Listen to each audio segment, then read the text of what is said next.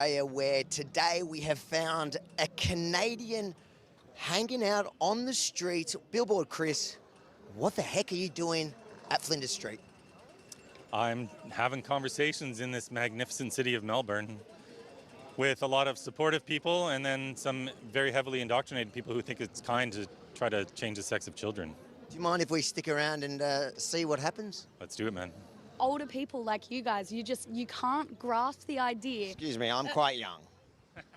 All right, buddy. I identify as 19.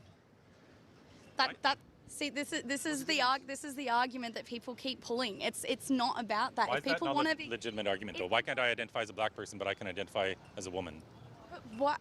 See, this is what I mean. Why is it harmful that people want to, identify as another gender? How does that harm you? How does it harm you that I want to identify as 19? It doesn't harm me. Okay, so then why don't you accept it? I didn't say I didn't accept it. Do you accept that I'm 19? If you want to say that, it doesn't fucking matter. It doesn't affect me. So will you take back your statement where you said that I was an old man? What? I think that when you're young, you have a better understanding of who you are because you're not really influenced by other things going on around you. Like when you get older, I think that you're more influenced by... You're telling me little kids that watch TikTok all day are not influenced by what's going on around them? I think that little kids probably have... Well, it depends what age, right? Are you an adult human male? If I go dick and I'm male. When I was younger, I actually identified more masculine. And if I could go back and I wasn't raised the way that I was, I actually probably would have wanted to change that about me. So I'm just playing devil's advocate here. Yeah. You wish you'd done it when you were younger. What's stopping you from doing it now? Oh, I've got a lot of other things going on right now. It's not the biggest thing going on in my life right now. Gender is sort of like a socially constructed thing that is being deconstructed at the moment. So if a boy likes to play with dolls, does that give him a female gender? No, not at all. So what gives him a female gender? If he feels like he wants to be a woman. What does it mean to be a woman? It means that you identify as a woman. It means what if a man wants to identify as a woman, he's allowed to. That's what I mean. Gender, So what's a woman then? It's someone who feels like they want to be a woman. But a woman is not just a feeling. Why does it need to have a cookie cutter definition? Because if we're going to be sterilizing kids, we should be able to define what this term even means. Nobody can. Do you realise that kind of thinking makes you what some people would call you a radical? Are you a radical? I don't think so. You mentioned how but then they want to have a family and they can't. First of all, not everyone wants to have a family, and there's other ways to have families. There's, surrogates, there's adoption, all that kind of stuff. It's not about whether they can physically have a child on their own. That doesn't account for all families. What you're doing right now is trying to justify the sterilization of children. No, I'm not. I'm asking you a question about... Sure you are. You're downplaying it. You're saying it's not such a big deal. Where are you from originally? Maluku Island. Do they have this problem in Maluku Island where people are confused about gender? No? Why not? Because we got, our own culture. I think people in West society is too much brainwashed with all these things, It's all about money. Who do you think's making the money with this? Whoever make the, all those implant surgery. Do you feel at 19 you're ever going to want kids? I don't know. It's something that I think about, but it's not something I'm wanting to make a decision on. Yeah. And imagine you were 10. Can you make that decision then? You can't even make it at 19. I think I didn't give permission to film me. I don't want to be filmed. On a public street, we don't need your permission. Cool. You literally walked up to him and took a photo without his permission. I'm not being put on fucking TV, Are you worried you're going to come off looking stupid? No. It's not something I want to debate. That was just very typical of the level of intelligence. Oh, he's back. It's very natural for people who didn't want to have kids to want to have them later. But now we're putting this adult decision on a 10-year-old, a 12-year-old, a 14-year-old when they're starting on these drugs. They can't possibly consent to that sort of decision. That's why my sign says children cannot consent to puberty blockers. They can't understand the ramifications of what they're signing up for. Don't you find it funny that you said you don't want to be on film, you walked up, you took a photo without his consent, and then you complained about being filmed without consent, and then you just won't leave us alone? Being interviewed and photographed, Why? What do you mean, why? Okay, so you didn't have to answer. It's just being photographed without consent is the same I thing. don't want to be interviewed. And you're still here. It doesn't affect you. It doesn't affect your life. If they want to do that, they should be able to do that. The epidemic of child abuse sweeping the Western world is everyone's business. If I saw a child getting beat over there, I would intervene. Would you not? I would, but people wanting to be transgender is not people getting beaten up. Adults cutting off their anatomy, that is probably worse than a child getting beaten up. He will recover from that. If someone wants to cut off their anatomy because it makes them feel better in their own skin, they should be able to do that. At 10 years old? If your child says, I would like to use they, them pronouns. Absolutely not. Okay. I'm Well, not that gonna says a lot. encourage a That delusion. really says enough. I'm so sorry, but that says we're so gonna go much now. about It's who just very you harmful. are We're gonna leave. and how and what you're doing and the harm that you're causing. That's it. Do you know the easiest way to get the microphone out of your face You is? to remove it. Yeah. Actually, you like 1, 2, 3. Out of my range. Very smart. God bless you, brother. Do you mind? We want to take a photo. Unless you want to take the photo, you're pretty good at doing it. This time, though, we'll give you consent to do it. The fact that there is no set definition means people are allowed to be who they want to be. It does not affect you if I wake up tomorrow morning and say I want to identify as a man. Why does that affect you? What does it, I really am truly trying to understand, what does that mean? And what you're telling me is it means nothing. Then identifying as a tiger, or me identifying as 19, or this guy, oh no, he's black, so this guy identifying like he's black. How is that any different than you making up a gender that you admit means nothing? There are physical attributes of people that we have, and that does define us physically, but there is so much more to people. They're not just defined by who they are physically. So we could say people, so let's put the pretend world aside for a second. Do you agree that there is only male and female In terms of sex? in sex? Yes. And so can we go back to the days? Like, do you think that, for example, women's spaces, women who want to feel like that they can have their own safe space for people of their sex, for example, going to the toilet, that they know that it's only a place for women by sex, not the pretend gender thing, whatever you're calling it? You're digressing the point here. No, I'm not. It is precisely the point, because you're trying to separate the two, but they're not separated because you don't actually believe they're separated. Because when it comes to women-only spaces, you want biological women to accept your gender pretend fantasy as real fact in that situation when it affects them, and it isn't real. Well, first of all, we don't need to talk about bathrooms here. I've used unisex bathrooms. I feel comfortable in them. It's Good for fine. you, but do you believe that? Do you understand that there are plenty of women around the world that don't feel safe sharing a room, sharing a bathroom with a biological, what did you call it, sex male? If we're talking about bathrooms, then maybe there's some strict sort of rule there has to be there. But this isn't about bathrooms. This is about people. This is really no, that's really transphobic. No, it's not. I'm trying. Thank you. If we're That is, no, I can't believe you said that. we're gonna talk about As a people being 19-year-old male, I find it super transphobic that you're saying. Legitimately, the trans community would say that that is extremely transphobic. so funny. Why is it funny? Just because I'm like, why do you care that much? Just let people be people. No, when you're talking about children cannot consent to puberty blockers, what's funny about that? They can consent to people. Children aren't being given puberty blockers, and people who back as blockers have no irreversible effects. So, like, what's the deal, yeah? Sorry, what did you say? They're not? They don't have irreversible effects. It's so fine. Do you agree with the sign? Yes. You agree? Definitely, mate. Why can't kids consent to, for example, going to a pub and having a drink? Why can't they drive cars? Why can't they do so many things that we only allow them in Australia at the age of 18 to begin? Why? That's a totally different issue. No, it isn't, but driving a car, a child driving a car could end up killing someone else. A child drinking alcohol could fuck up their brain. What about puberty blockers? Do you agree with this? Do you agree with that statement? No, Why not? because Why are you still wearing a mask? It's understandable. The delusional, the people that are still scared of COVID are also scared of basic biological facts. Science. is not their strong point. So let's pretend for a second, because like we like to play pretend. Let's pretend that's not true. Oh, but it is. But- It but- is. but- Oh, let's play pretend that like the sky is purple. Welcome to the live Yeah, stream, but, ladies like, and it's gentlemen. true, so, like- I hope you are enjoying that trip down memory lane. That was 2 trips ago with Billboard Chris right here on the streets of Melbourne. We've got to get a bit to get through, but if we're still waiting for the verdict before we're done, maybe we'll finish watching that video. I hope you've all been enjoying it and you're enjoying your afternoon. It's just after 4 p.m. for 11 p.m. now. Make sure to smash the like button, smash the share. Let's get this story out there far and wide as the verdict comes in.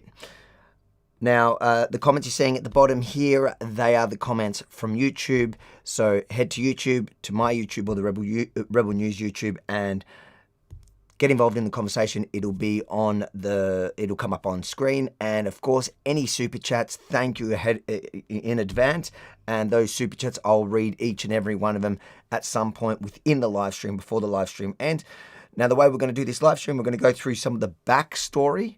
So we'll watch my report with Billboard Chris in the lead up to this. We're waiting now for the verdict to come in. Once the verdict comes in, Billboard Chris is going to send it to me. He has a meeting with his lawyers, and then he's going to join us live here on the stream. So the first interview he gives will be with you guys live, his reaction to whatever the outcome is. I'm hoping, because this is a landmark case that will have repercussions around the world.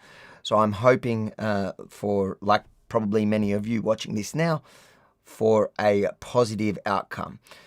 Billboard Chris is a legend. Absolutely agree. He is a total legend. I love him on a personal level, but also his activism has been fantastic. So guys, just before we get into it, again, remember, smash the like button, share this live stream, and whatever platform you're watching this on, make sure to subscribe and hit the notification bell, especially YouTube, because these are where we're doing the streams. Yeah, we'll try to get Elon on the stream too. Yeah, we might try, but I'm not sure how we'll go today.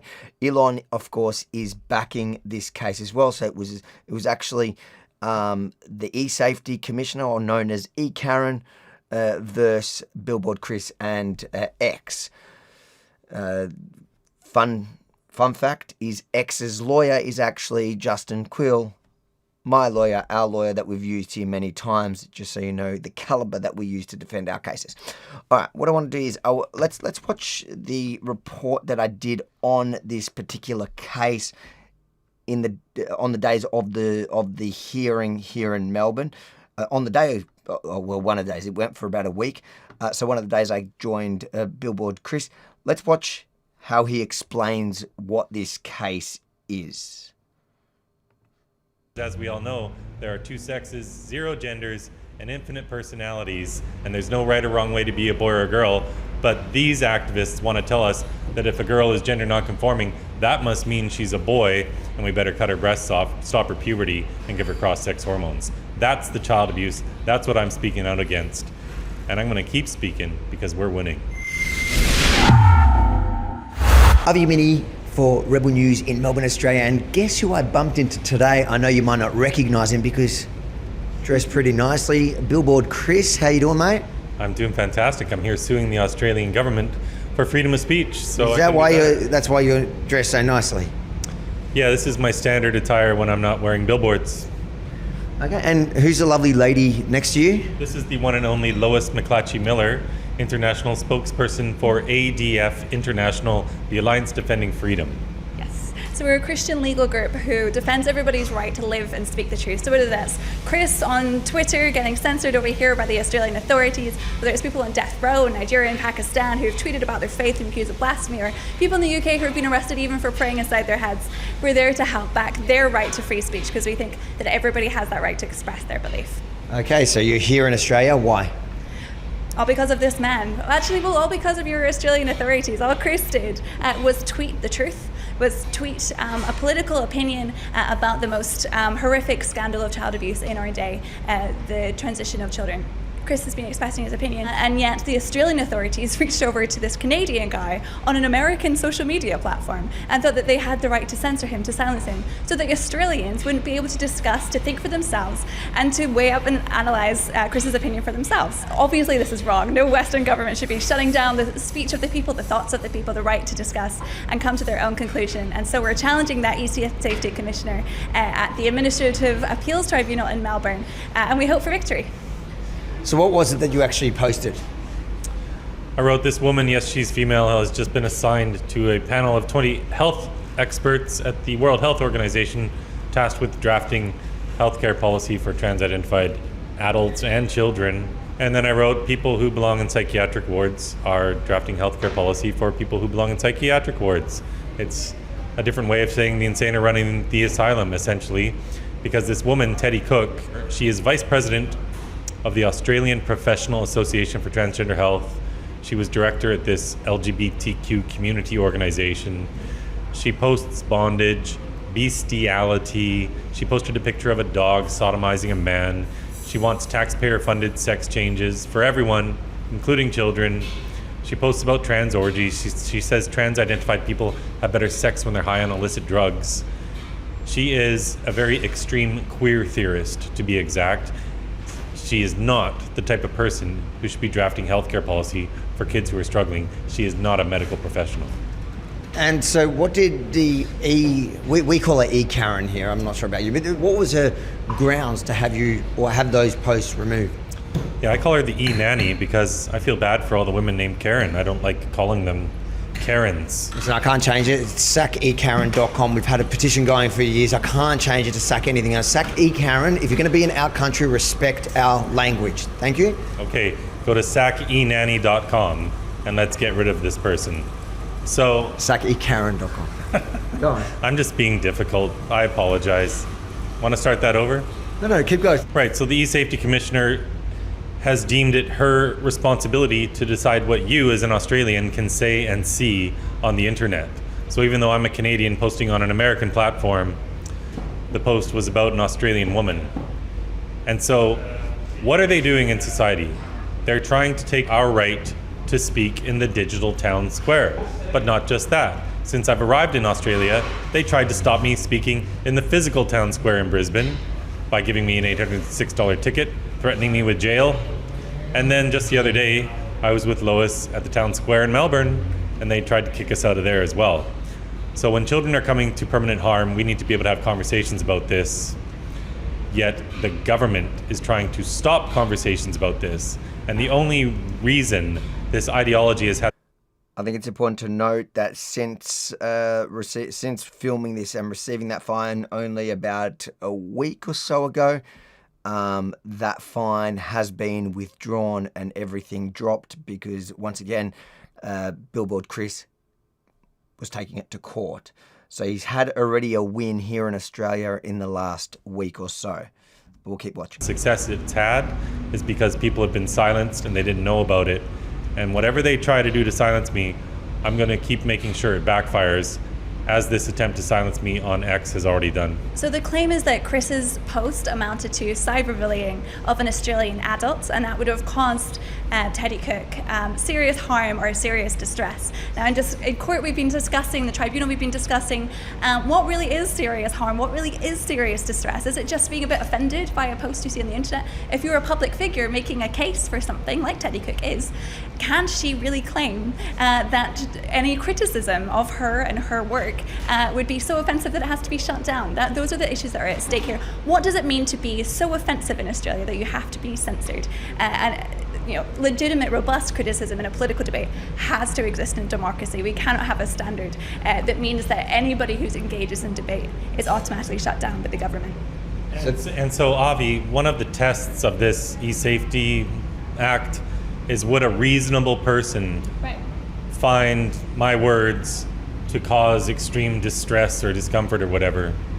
And yesterday, the lawyer for the eSafety Commissioner, when talking about what a reasonable person would conclude, cited Teddy Cook as a reasonable person. I think maybe we should ask the audience, do you think Chris's post causes serious harm, or cutting your boobs off is serious self-harm.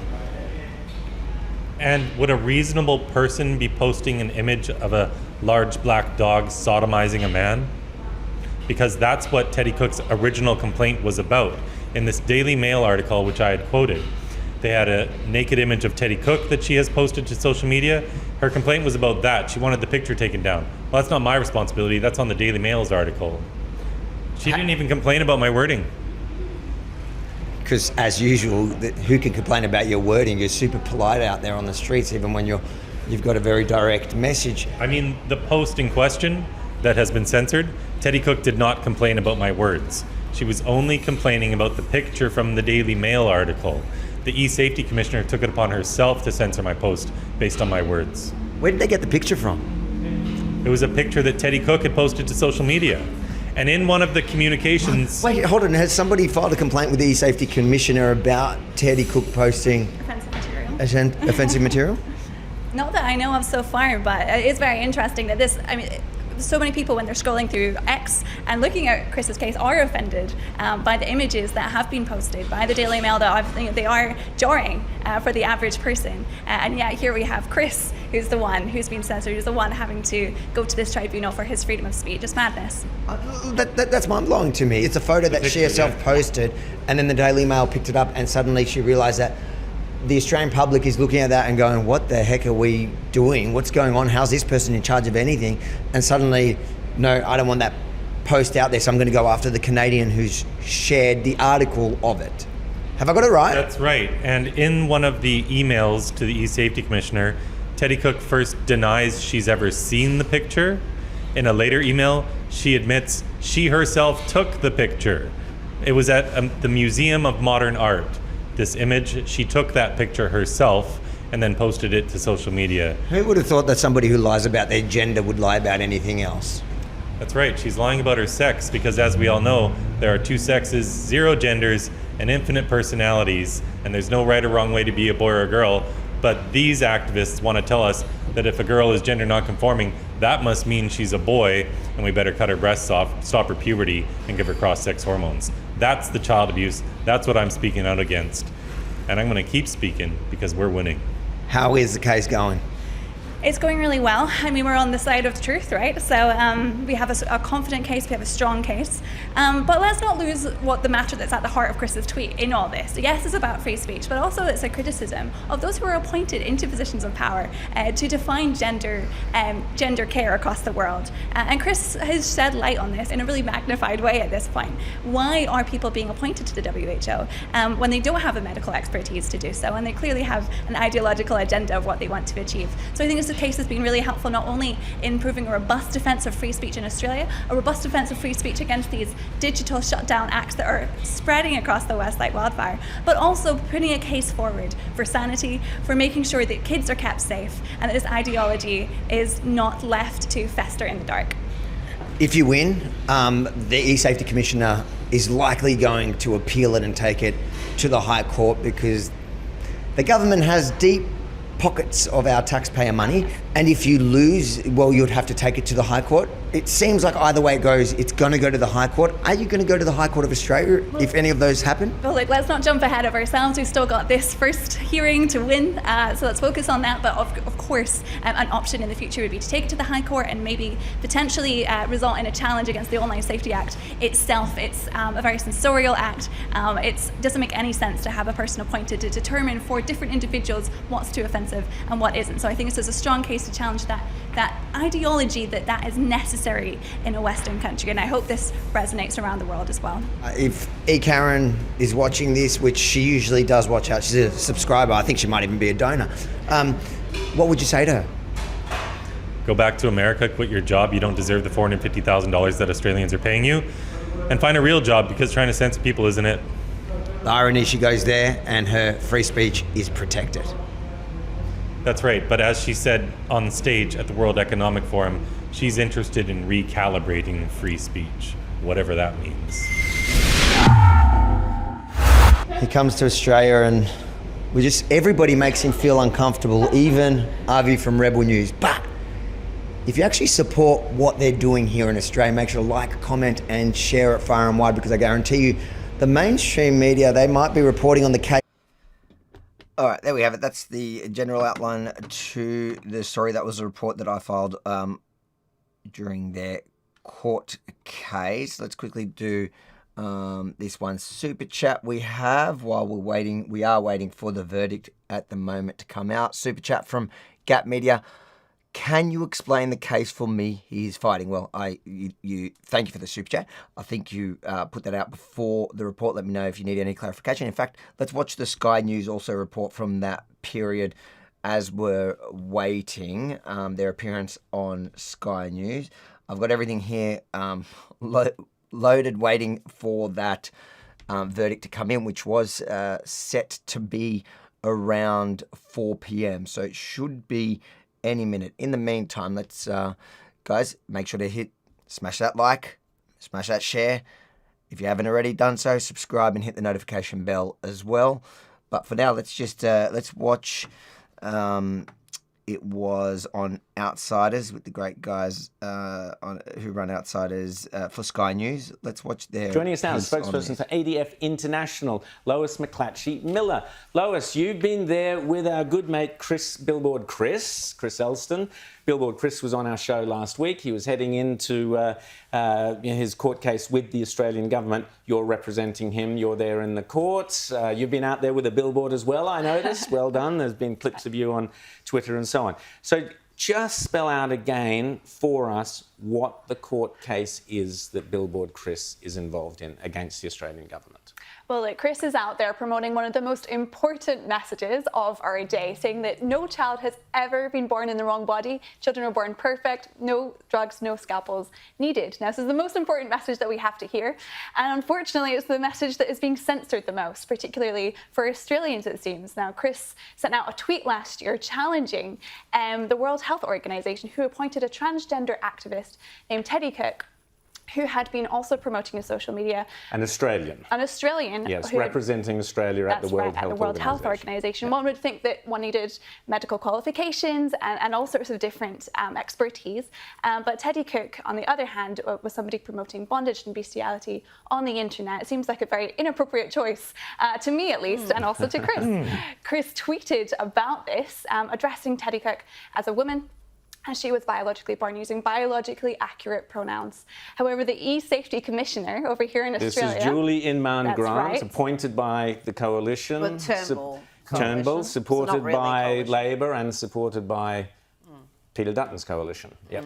Julie Inman-Grant, our eSafety Commissioner, yes. Yeah, based all the way over here in Australia, saw this Canadian guy tweet about the World Health Organization on an American platform and thought that she would suppress that information so that Australians wouldn't be able to hear, wouldn't be able to discuss Chris's point of view, disagree or agree, and come to their own conclusion. And so that's the situation that we've had. The eSafety Commissioner reached out to X, asked them to block the tweet. There was an arrangement made that it was blocked only in Australia to protect Australian ears from this dangerous truth.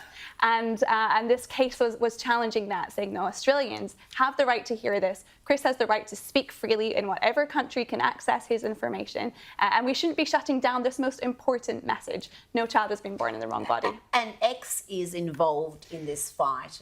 Tell us about their involvement in the case. That's right. Well, X are also challenging this censorship, of course, because Elon has been very vocal about the need for free speech. That's a big critical part of his takeover of X, was so that we could have these discussions online and offline. And yet Australia's government is saying, no, that you have to shut that down. So X was in court challenging this order.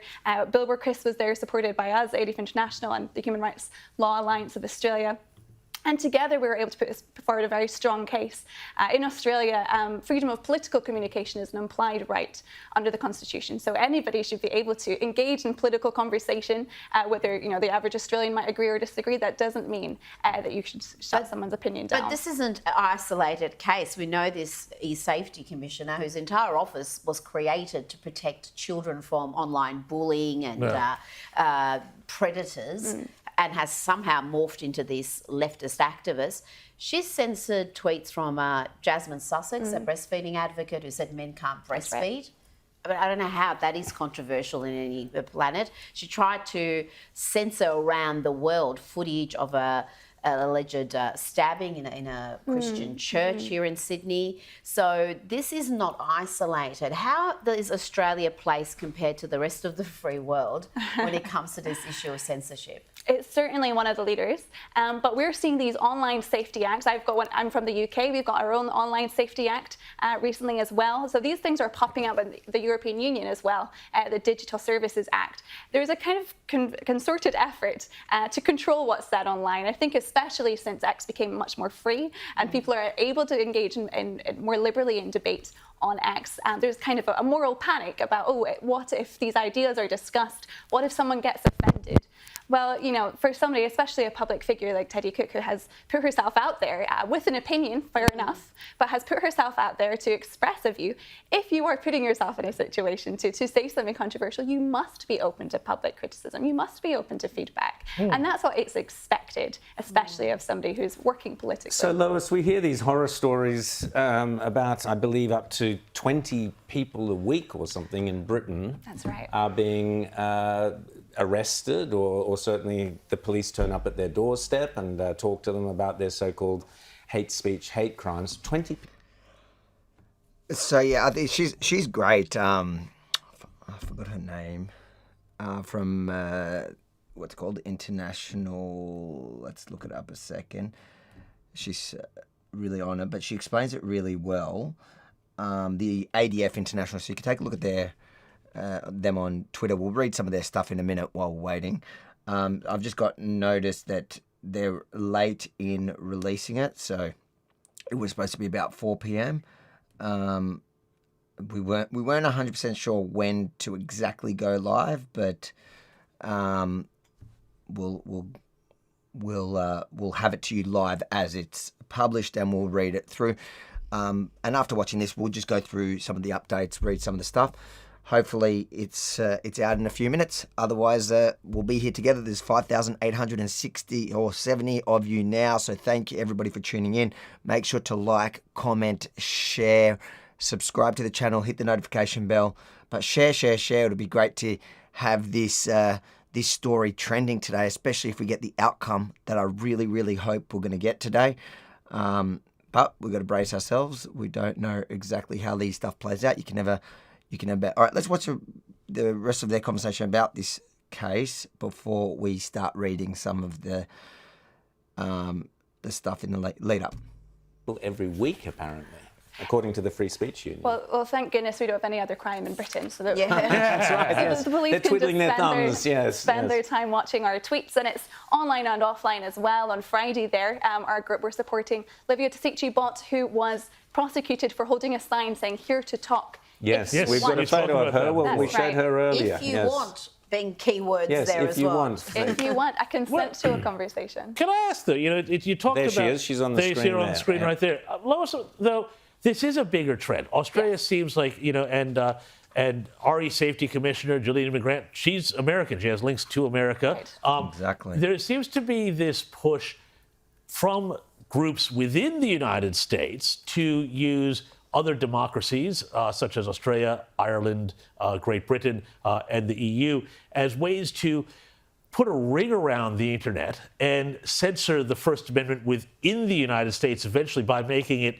kind of the globalized sort of communications networks unusable without hitting these censorship networks. Have you noticed any diminishment in these efforts since the Trump administration took power and since the U.S. Agency for International Development, which has been very instrumental in an awful lot of censorship efforts around the globe, has simply gone the way of all flesh? Well, I was very glad to see USAID exposed for what they have been doing around the world for many years. I think the average American, Democrat or Republican, had no idea that their taxpayer dollars were going to, fund Australian universities and, abortion here, sex change promotion there. Unbelievable. Transgender operas or something. Indeed. Wasn't it in Eastern Europe, I believe. Place. That's right. It's incredible to see that revelation come to the fore. And obviously, it's been great to see the American government speak out on issues that are happening, particularly in the UK, when it comes to the censorship. I think he's the kind of yank that we want. We can give back the eSafety Commissioner, known as E. Karen. And I'm pretty sure he's a Yank. He's not Canadian, is he? The panellist there at Sky News. But he's on point. Of people who've been praying in their head or offering conversation. So it's good to see these things be put into the political discourse. I think, shining light on censorship is the best way to counteract it. And that's why we're hopeful, not only around the world, but here in Australia for cases like Chris's to be able to bring that to the fore. ADF International, who are they and what do they say? Good, give her a plug. So guys, go check them out. They're actually really legal decent group that works people. around the world to defend everybody's right to live and speak the truth. Right. So that anyone who's being, whether that's somebody in Nigeria or Pakistan who's being put on death row for a blasphemous text message, Rita? or up in the UK, people being arrested for praying in their heads. We've got a Finnish politician who was on criminal charges for tweeting a Bible verse in 2019. No. So around the world, we're seeing this trend, whether it's from the East or from the West. Hate speech laws, blasphemy laws, different consequences many times in different countries, but same substance, saying that you cannot go against the dominant narrative. I would even go as far as to say the dominant religious narrative of the day, whether that's in the West in the kind of Church of Woke. The Church in of the Woke. West, it seems to be you can't go against the narrative that is prescribed by the minority, the elite minority. Just quickly, where's the case placed at the moment, and how much are taxpayers in Australia funding? Because I didn't sign up for the E-Karen to be fighting these cases, and we're funding that, and I would imagine it's not cheap. It's certainly not. I don't have the data on how much money has been sent. No one has the full sum, but I do know some of the witnesses, some who weren't even called, were paid upwards of 10,000 Australian dollars, which is quite an incredible amount of money to censor just a briefly, Canadian. because we're just running out of time, where is the case at the moment? The case, we've just finished up the tribunal. We'll be waiting to hear the results within the next 6 months. Well, good luck, Lois. That's Lois McClatchy-Miller there from... Today is the 6th month. The case is over. We are right now waiting for the outcome in that case. It's actually technically, I've just been corrected by our lawyer who is involved in this case, but it's actually technically not a verdict. It's a ruling. A verdict is when there's a jury. You'd think somebody who spent so much time in court would know the difference, but no, I stand corrected. So sorry about the title. It's actually the ruling we're waiting for from the court. Guys, welcome. We have 6,353 of us across platforms. Make sure whatever platform you're watching this on, smash the like, smash the share. Let's get as many people on before the actual ruling is released, which we're hoping any minute. They're about 40 minutes late already. We started at 4 just because that's when it was set to happen. Now, we'll have a bit of a read of Chris's timeline at the moment. Billboard Chris is going to join us after the verdict is released. So we'll check out the verdict when it comes out, and we'll read it together, and then hopefully it's quite clear what it says, and hopefully it's in our favour, in freedom's favour. And then Billboard Chris, he will join us after he has his meeting with his lawyers. But let's take a look at what Chris's feed earlier today, just to see where his head's at before he comes on later. So just, 11, just before, about 5 hours ago, Billboard Chris published breaking the long-awaited verdict. So it's actually not a verdict, Mr. Billboard Chris. We've learned that together today. Let's just enter full screen there. In my lawsuit against, and X's lawsuit against Australia's government will be announced in a few hours' time at 4 p.m. Australian Eastern Standard Time. As most of you know who tune in live, I'm really working on my Australian instead of Australian because I get in trouble by the kids. They're quite proud that I'm picking up the L-I-A-N. This is the most important freedom of speech case on the planet right now. More details below. Absolutely concur. This is a test case. So he has to win it. It may it may not be the end of the road because the eSafety Commissioner may, depending on the ruling and the reasons for the ruling, they may decide to take it to the High Court. I bet you if it was just Billboard Chris and the AFD, what are they called?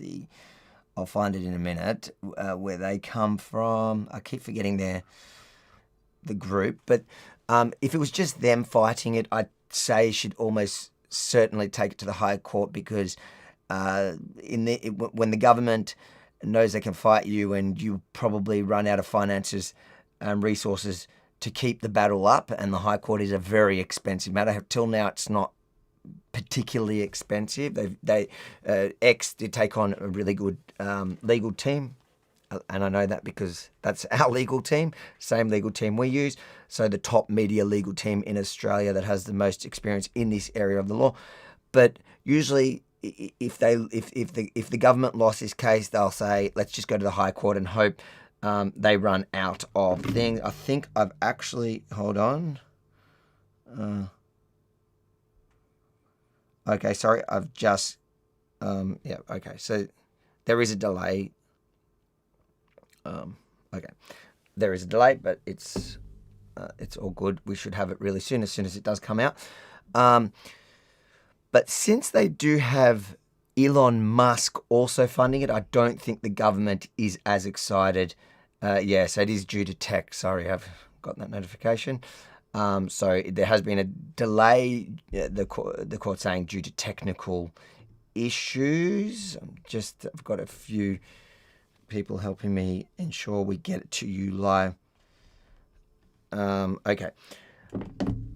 So there's obviously tech issues at the tribunal, but I'm hoping any minute they will get those sorted.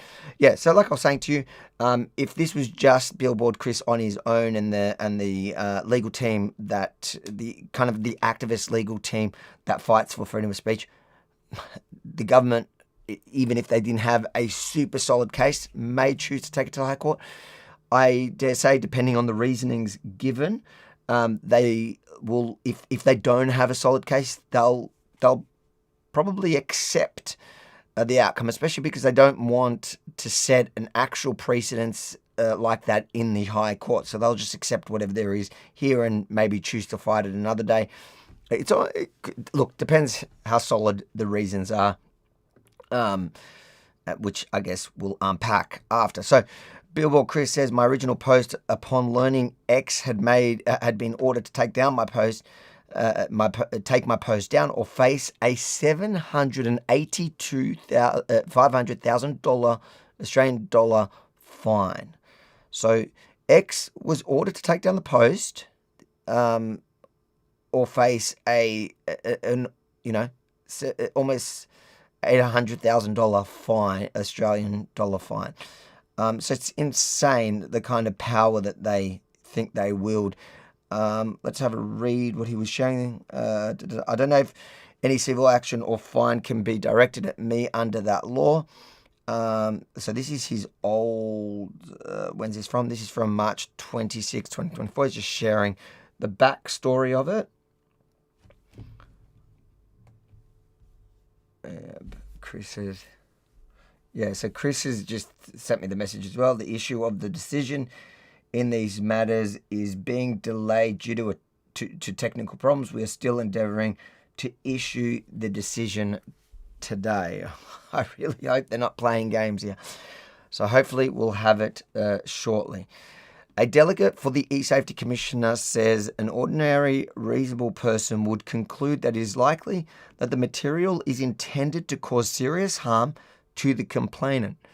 This is because the material misgenders the complainant and reiterates that this point is deliberate, which is likely intended to invalidate and mock the complainant's gender identity. This is insane. The material also contains a statement that implicitly equates transgender ideology with a psychiatric condition. Gosh, I can't read today. Which is interesting. You know, that the problem that the eSafety Commissioner is, the argument that they're making is that that the material, so the post equates transgender ideology with a psychiatric condition, which only a couple of years ago. I'm pretty sure gender dysphoria is still considered a condition, or it was only very, very recently. So suddenly we can't go back, and they're warning, they're threatening of a fine of up to $800,000 because they say that Billboard Chris's post was deliberately misgendering the person. If he doesn't win this case, this is we have a dark future to look ahead of us, unless obviously they're going to probably take it to the High Court too. But this is an important case. This is whether we can actually just post the truth, whether it's intended to harm or not. It should be irrelevant. If this is like a biological fact, that should be the basic. That should override somebody's personal feelings. The fact, even if it's not a biological fact, like hurting somebody's feelings, the time where free speech the only time you curtail free speech is incitement to violence and defamation. Defamation, though, is a civil matter where somebody can take incitement to violence is a criminal matter. The fact here, they're saying that he posted a biological fact with the intent to invalidate and mock the complainant. So, whatever that person's name is, their gender identity. So not to accept it. Here, just read that again. Complainant reiterates that point is deliberate, in which is likely intended to invalidate, and mock the complainant's gender identity. That's why they threatened X with an $800,000 fine, and they were forced to remove it. This statement is deliberately degrading and suggests that all transgender people. Sorry, I'm just watching a few things so that as soon as it comes through, I can share with you the ruling, not the verdict, the ruling. And in the case, this complainant in particular have something that is wrong about their psychology owing to their gender identity. They further state that an ordinary reasonable person in the position of the complainant would regard the material as being offensive. This is because the material singles out the complainant to personify the poster's contempt for transgender identity, as well as equating transgender identity with a psychiatric condition. Well, this is Chris responding to it back in March. Well, Australian government, you certainly make a lot of assumptions. I do not hold that woman in contempt for her transgender identity because I maintain that gender identities do not exist. We are called male and females, and that's that. I also feel strongly that radical queer theorists have no business drafting anything to do with medical policy. Queer theory is a great evil that needs to be expunged from our society. Hear, hear. In all statistical likelihood, this individual hired by the WHO, the World Health Organization, whom we have learnt through COVID are a complete farce, likely has one or more coexisting psychiatric comorbidities. I'm pronouncing that word wrong. And it is my opinion that she should not be writing guidelines for other people with psychiatric, how do you pronounce that word? Comorbidities. Somebody pronounce that right for me, jeez. Comorbidities. If you read the WPATH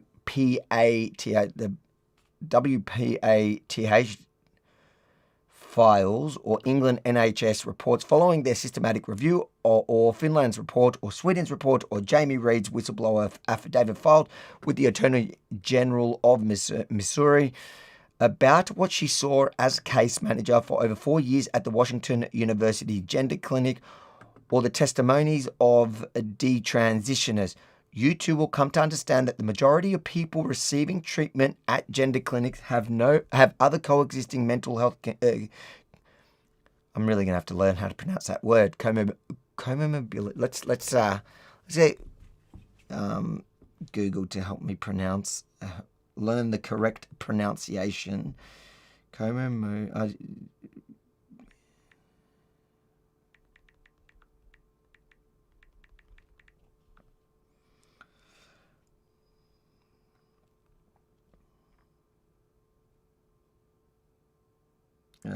Let's see here. How do they pronounce that correctly?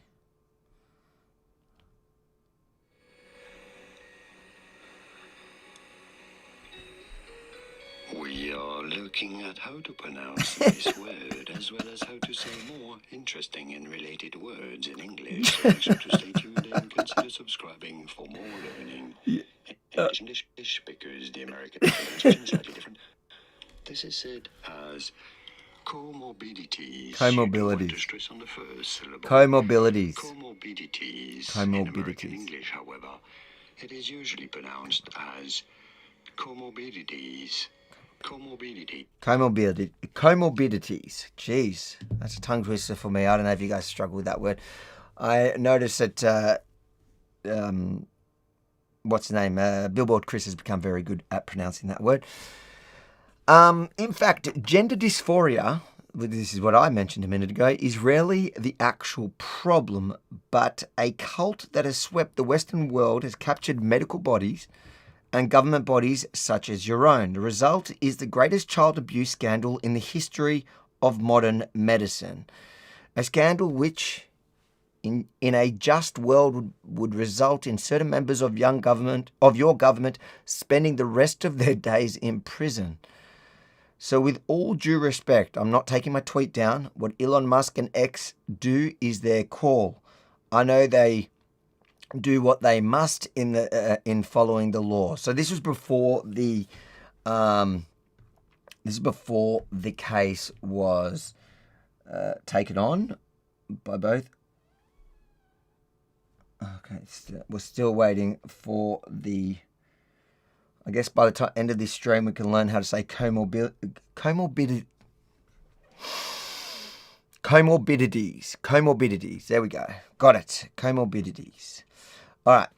This is the original letter that was sent to Billboard Chris, and I've seen a couple of these now in relation to different. For example, if you guys follow the reports of the eSafety Commissioner standing to defend a Hamas supporter, they sent something similar. So this was the original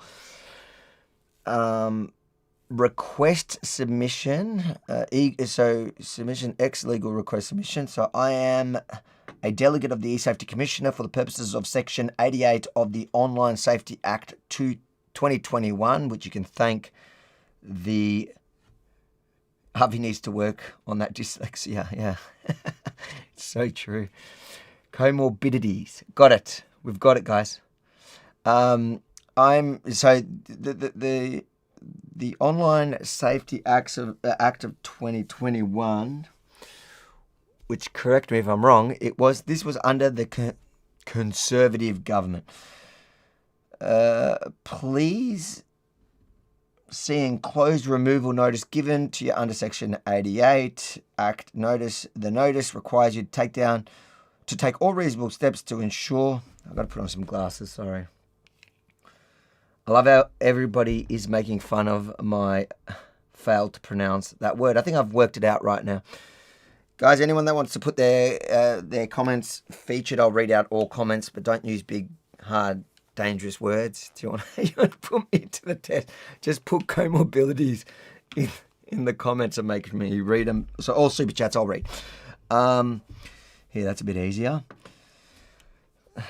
The notice requires you to take all reasonable steps to ensure the removal of the material from your service within 24 hours of being given this notice. This notice was in March 2024. So this is a good almost year and a half ago. That's how long it's taken to take this through the courts. Sorry, no, I can see X comments. I just, super chats can only be done via YouTube. So if you want your super chat, if you want me to bring your super chat onto screen, do it through YouTube. Colonoscopy. I got that one. That one's easy. On 29 February 2024, the eSafety Commissioner received a complaint under Section 36 of the Act. The complaint about cyber abuse material targeted at an Australian adult that is available on the service that you provide the material. The adult cyber abuse material is available at, and so they've got a link here. Let's open that image in a new tab. Let's see what happens. No, can I let's copy. Oh no, can I copy this text? Control C. Let me just see if I just pull it up a second. Let's see if it lets me, so we can actually pull up. Oh yeah. So this is the material. Oh no. Wow. I've come to, it's actually still withheld in Australia in response to the demand, to the legal demand. So that's an X message that you get when you go to that particular link that they give in the order, which I guess is what this fight is all about. The decision to give you this removal notice, taking into account all of the circumstances, I've reached the view that A, an ordinary reasonable person would conclude that this is likely that this material is intended to cause serious harm to the complainant. This is because the material misgenders the complainant and reiterates that this point is deliberate, which is likely intended to invalidate and mock the complainant's gender identity. The material also contains a statement that implicitly equates transgender identity with a psychiatric condition. This statement is deliberately degrading and suggests that all transgender people, and in this case the complainant in particular, have something that is wrong with their psychology owing to their gender identity. B, an ordinary reasonable person in the position of the complainant would regard the material as being offensive. This is because the material singles out the complainant to personify the poster's contempt for transgender identity, as well as equating transgender identity with a psychiatric condition. I am satisfied that A, the material is provided on a social media service. B, the material was subject of a complaint that was made to the provider of the service. So that means they complained to X. C, the material was not removed from the service within 48 hours after the complaint was made or within a longer period that was allowed by the eSafety Commissioner, the Führer. D, a complaint has been made to the eSafety Commissioner under Section 36 of the Act about the material, and E, the material is cyber abuse material targeted at an Australian adult within the meaning of the Act. On this basis, I've decided to give you the notice. Required action. This is what the eSafety Commissioner demanded from X. Please email requests@esafety.gov.au once you have taken all reasonable steps to ensure the removal of the material in compliance with the notice. Fail to comply with the notice may result in compliance or enforcement action being taken against you without further notice. If you have any questions about the notice, or if you require a longer period of time to comply, contact our office by email to requests@esafety.gov.au as soon as you receive this notice.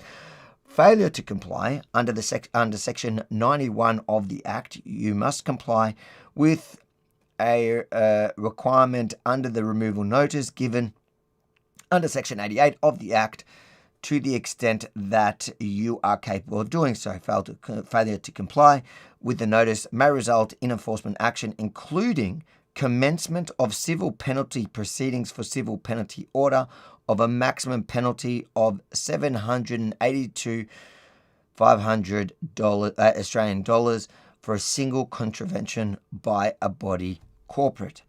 Review rights. You have the right to seek an internal or external review of the decision to give you a removal notice. An internal review is a review conducted by the eSafety Commissioner under the internal review scheme. There is no associated with request for internal. There is no fee associated with a request for an internal review. An external review conducted by the Administrative Appeals Tribunal, the ATT. The enclosed information sheet sets out the rights regarding the different review options available to you, as well as other options if you do not agree with the notice should have been given to you. Please note that you are required to comply with the notice even if you have made an application for the internal or external review, unless you receive notice that the eSafety Commissioner or the ATT has decided otherwise. So this is exactly the hearing we're waiting for the ruling on. It is from the ATT whether this is a legitimate, whether they had the right to do it. That's the review. So then from here, even if Billboard Chris wins it, if Billboard Chris wins it, obviously the government, so the eSafety Commissioner has the ability to take it to the High Court. If he loses it, they have the ability to appeal it in the High Court. That usually depends on, it's frustrating. It still hasn't been published. That will depend obviously on the reasons given and what each legal team will decide the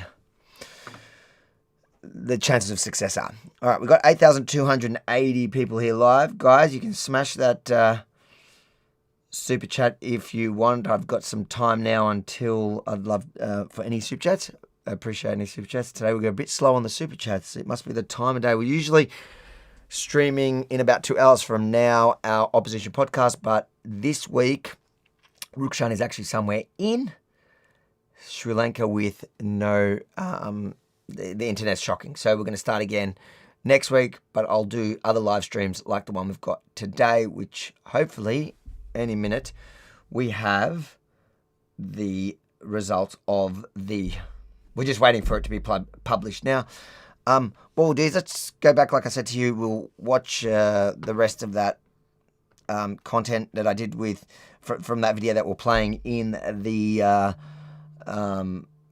the countdown to the start of there's another 7 minutes of that, and then maybe we'll watch other stuff I've done with Billboard Chris while we're waiting, and in between I'll read any super chats that come through. Is the sky purple? No, and puberty blockers. Can men be women? No, but men can't be women, but trans women are women, trans men are men. It's how it works. I just think, like, if your child was like, let's say they come to you and they're going, I've been bullied at school for being however I want to be, and they could be like suicidal about that. Don't laugh. Why are you so disrespectful? I literally just had this conversation 2 minutes ago. Because every single conversation I have on this lie about suicides come out. No, it's not a lie. There are so many kids. There are so many kids that are bullied because they don't feel like they can be what they want to be. How many kids are dying because they're being told that? There are so many kids dying because there are parents that don't actually, they can't even just give them, give them a hug and say it's okay, I appreciate you for who you are. How many kids? That is bullying. How many kids? If they can't even go up to their own I'll tell you how many parents. kids. I'll tell you how many kids. What are you standing here and doing? What are you trying to say? So would you like to hear the actual statistics about suicides? I don't want to hear it because I've lived that experience, mate. See, you don't understand. You can sit there and you can preach whatever you freaking want, but you don't have that experience. But like, what you're saying. After watching that, try to convince me that it's not a mental illness, and I appreciate it. What did somebody say? Avi Streets. What was that? Street Avi is the best. Yes, I do enjoy the streets. I need to get back to the streets, have some more fun on the streets. I do love it. We've got some street stuff planned coming up. But yeah, come on, it's quite clear that it is a mental illness. In fact, Gender ideology shouldn't be taught in schools. Why can't people be taught that they're allowed to be who they want to be? Why? They can be who they want to be. This is teaching the opposite. We're telling them they can be something they're not. Do you think we should sterilize autistic kids? I don't want to. Do you think we should sterilize kids who grow up to be gay? Because that's what's happening. I am autistic. Okay. Okay. I don't want to. Do you think you should have been sterilized when you were 12 years old? Awful. Do you think you should have been sterilized when you were 12 years old? I'm doing this because I'm spreading truth. Truth. That our children are beautiful just as they are, and they shouldn't be told that they're supposed to be something they're not. All right, guys. The way that breaking they want news. to be. Breaking news. And if someone changes that, breaking news. They won. I'm going to get the verdict now. We're going to read it. They won is what's coming through. Let's get the verdict. Let's read it together. But you heard it here first. Billboard Chris and X have won their legal challenge against the eSafety Commissioner who tried to pull down that tweet. We will get the whole... We'll read it now. So congratulations to Billboard Chris and Elon Musk for helping in this. In funding that X's position, and I'm sure now if it is going to be appealed in the High Court, that it will, at least Elon Musk will be there. But let's see, we're going to read the reasonings. We'll read it together. I'm just trying to get a hold of it. I'm trying to get a hold of it now. All I've got is... Let me just try to get a hold of it. Guys, share this far and wide. Let's get this stream right up and let's read the ruling together. And I'll read any super chats in between. Let's read super chat now. Thank you, Jimmel, for your super chat. Appreciate the support. I'm just going to wait a minute to get a hold of it.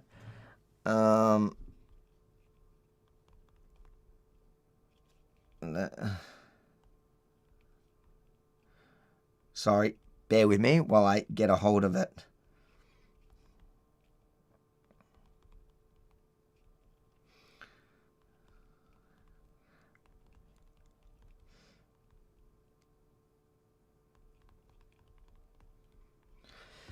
Okay, we'll play this while I'm waiting to get a hold of it, because why not? Let's have fun to celebrate. If someone punishes them for trying to be the way they are, that is what is unfair.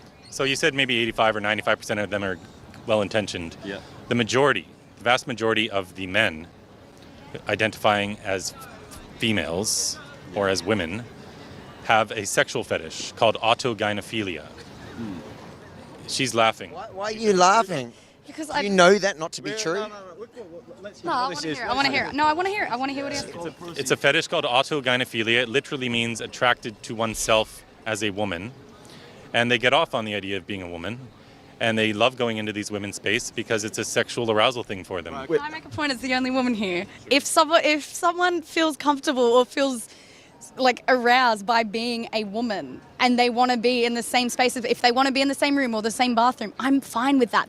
That's their self thing. They are aroused by themselves. That does not affect me. That does not affect me. But that's good. You don't mind aroused men around you in private space. Okay, but that's fine. But how can you expect every woman to feel that way? I've got a point here. Yeah, One, where have you got that from? Where have you actually got that from? You can go read the research on this. No, because right now I research by Ray Blanchard. He's a sexologist from the University of Toronto. Ray Blanchard. Right. Yeah. Just go Google autogynephilia.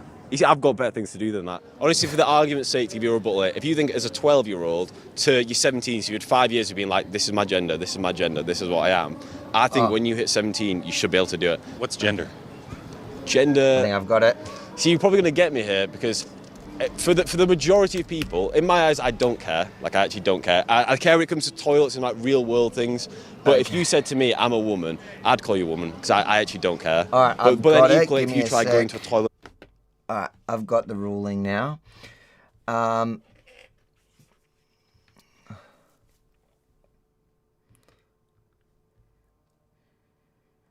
Okay, so we've got here, I'm reading it here. So the applicant, X Corp, Christopher Elston, eSafety Commissioner, blah, blah, blah. Decision. The tribunal sets aside the decision under review and its substitution decides to refuse to give a removal notice. So the tribunal sets aside the decision under review and in substitution decides to refuse to give a removal notice. So that means we're going to get it up. Hold on, sorry guys, let's get the team to break it down and get that news out.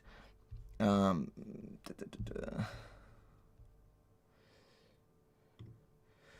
right, let's read the reasonings for it. I think I can share this. I just want to make sure there's nothing personal on it. Let's bring it up. I'll bring it on screen, guys. Give me 2 secs. Let me find a way to bring it across to there. Oh, yeah, I know how I'll do it.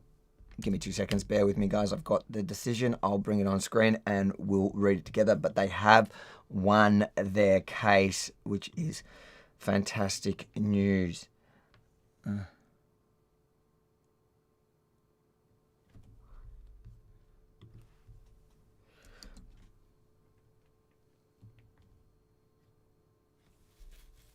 Okay. Oh my God. What is going on here? Bloody X is letting me down. I just want to bring it up on screen, but the only way I could think of bringing it across is if I...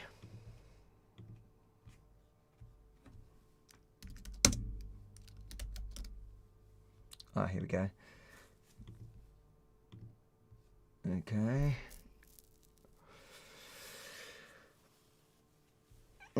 Their messages are down. That is frustrating. All right, let me read it from here. I just want to bring it up. Oh, no, actually. Bear with me.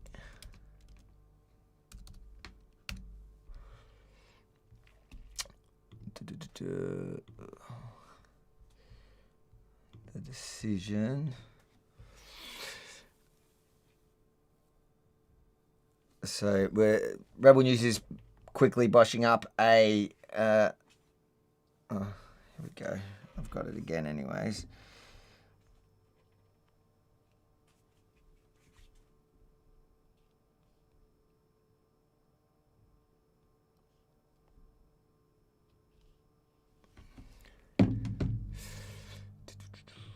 So they're putting together a breaking news article, but yes, they have won their case.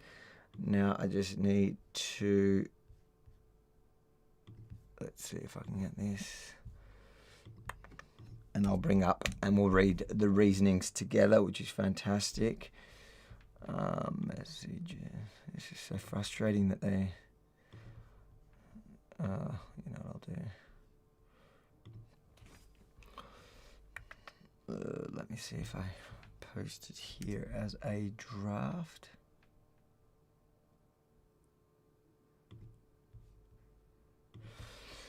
Give me 2 seconds. I think I've got it up. Oh, no, it's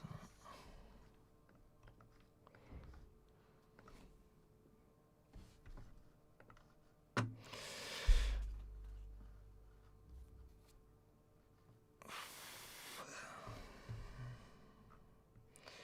This is the problem, that X is crashing out, and that's the way I can send it to myself. Alright, let's just read it. Sorry guys, it's all bugging out here on X. It's not letting me send anything. So, the decision is the reasons. Online... this is very frustrating. I just want to bring it over to that computer.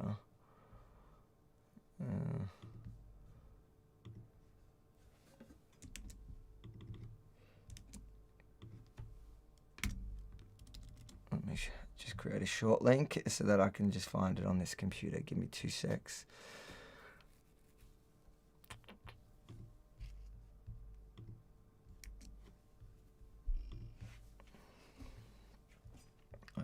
All right, here we go. I can bring it up now. So what do we got? We got...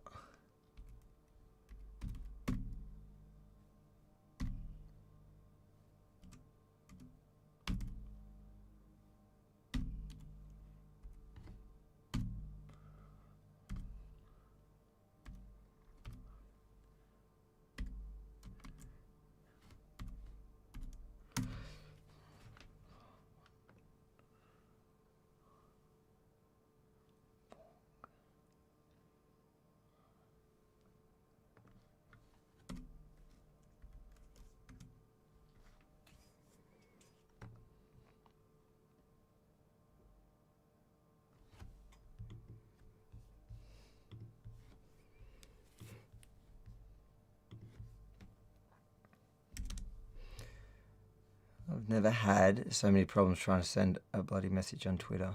Right when I need it. Frustrating.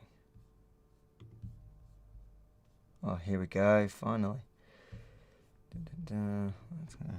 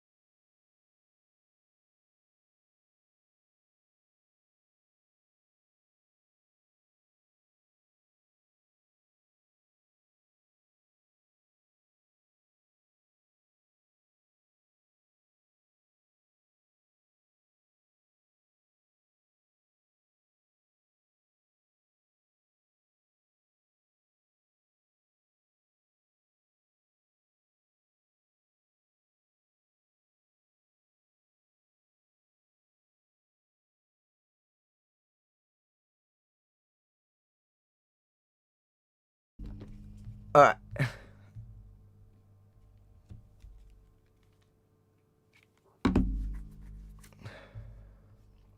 All right, guys. All right, I've got it here. Thank you.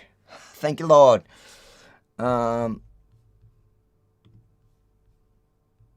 Okay, so let's break it down. They did win it, and the advice is that there is very unlikely that the tribunal will, that the eSafety Commissioner is going to appeal it. That's the advice I'm getting. So as you can see here, the tribunal sets aside the decision under review and in substitution decides to refuse to give a removal notice.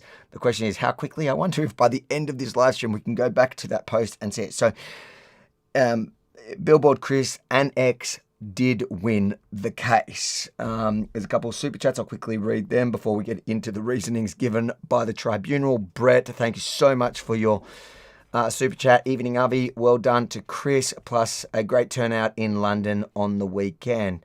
Thank you. Yes, well done to Chris. What a champion. He's going to join us here live soon. I'll actually just check with him. I'll just tell him.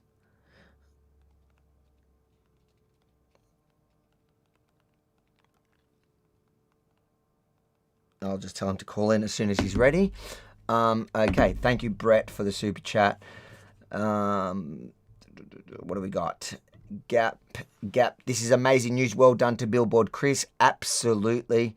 It's amazing news for all of us. Billboard Chris is just at the front. You know, he's on the front line of this fight, and he has been. And he's been brave every single, at every single step of the way. But this is a win not only for Billboard Chris, it's a win for the entire world, to be honest, because if he had lost that, this has repercussions that go a long way, a lot deeper than just Billboard Chris. John says, I love Avi, my brother, and Am Yisrael Chai. Thank you, John. Really appreciate it. Love you too, and thanks for the super chat. And Brett adds another super chat. Even with the glasses, you're a hopeless IT geek. Listen, I'm just got the glasses on because I've got to read this stuff, and I've embarrassed myself hard enough today in, what was the word? Comorbidity. That was a tongue twister, I think. All right. So let's just see the introduction here. Statement of reasons. Let me just make sure I'm not cutting anything off. No, I'm not. I'm good. All right. Statement of reasons. Introduction. The applications before the tribunal have their origin in social media posting insulting Teddy Cook, a transgender man, also known as a biological woman. The post, which among other things refers to Teddy Cook as a woman, has been blocked in Australia as a result of action by the online safety regulator. The person who posted the material and the platform on which it was posted have both challenged a decision on of the regulator to issue a removal notice. That's both Billboard Chris and Elon Musk of Twitter. The broad question to be answered is whether the post meets statutory definition of cyber abuse material targeted at an Australian adult. The more focused question is whether I can be satisfied that the necessary intention to cause serious harm to the subject of the post has been established. Based on the evidence before me, I am not satisfied that it has. Consequently, the decision of the eSafety Commissioner to issue a removal notice is set aside. My reasons for that conclusion follow. The Online Safety Act of 2021 makes provision for complaints to be made. I'm just going to keep an eye on the call-in for Billboard Chris, who's going to join us to give us his reaction, immediate reaction to his winning of the case. I'll just make sure he has it. I'll just send him the link again, just in case. You can read on the screen. Sorry, 1 second. Okay. Makes the Online Safety Act of 2021, again under the so-called Conservatives, makes provisions for complaints to be made to the eSafety Commissioner about material that is posted on a social media service. The Commissioner can investigate any complaint made. If the Commissioner is satisfied that the material is cyber abuse material targeted at an Australian adult, the Commissioner may give a removal notice to the social media service on which the material is posted. If the social media service complies with the notice, this results in the geo-blocking of the material so that it cannot be accessed by Australian internet users, or at least internet users who can be identified as accessing the internet from Australia. Decisions to give removal notices are subject to review in the Administrative Review Tribunal. Review by this tribunal is de novo merit review, which means that I do not consider whether there are defects in the Commissioner's decision, but decide for myself on the evidence before me whether the power to issue a removal notice can and should be exercised. Give me 1 second. I'm running the full operation here. Okay, so Billboard Chris is going to... So he's got his meeting in about half an hour, so let's see how we go. We'll either get Billboard Chris's... let me know in the comments if you want us to stick around for Billboard Chris's reaction live here. I guess we can, and we can just play videos in between reading this thing. Let me...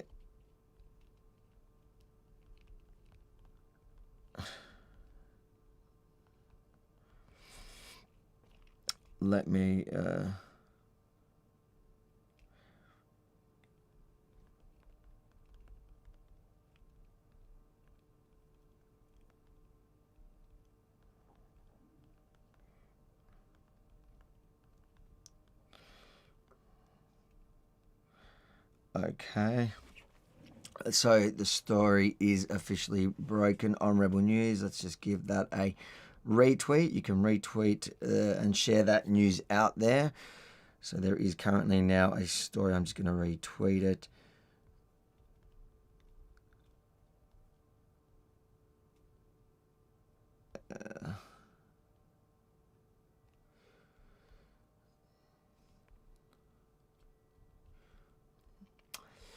So the story's just now on Rebel News. You can retweet it. Breaking huge win for free speech. Billboard Chris triumph over the eSafety Commissioner.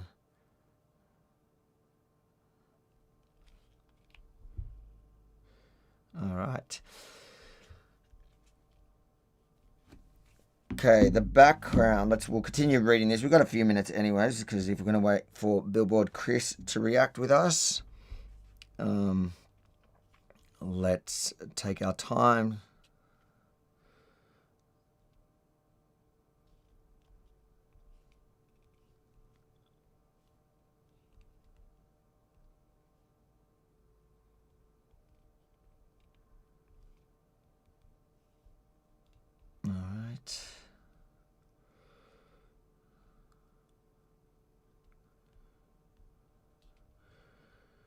I'd say the eSafety Commissioner has had a very bad day.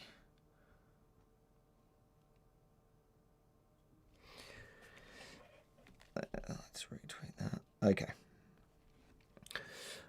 All right, the background. There are 2 applications for review before the tribunal. Both concern the same removal notice given by a delegate of the Commissioner to X Corp. The Commissioner's delegate gave the notice after finding that the post relating to Australian adult Teddy Cook was cyber abuse. Teddy Cook made the complaint that led to the removal notice being given. Mr. Cook is a transgender person who identifies as male but was a biological female at birth.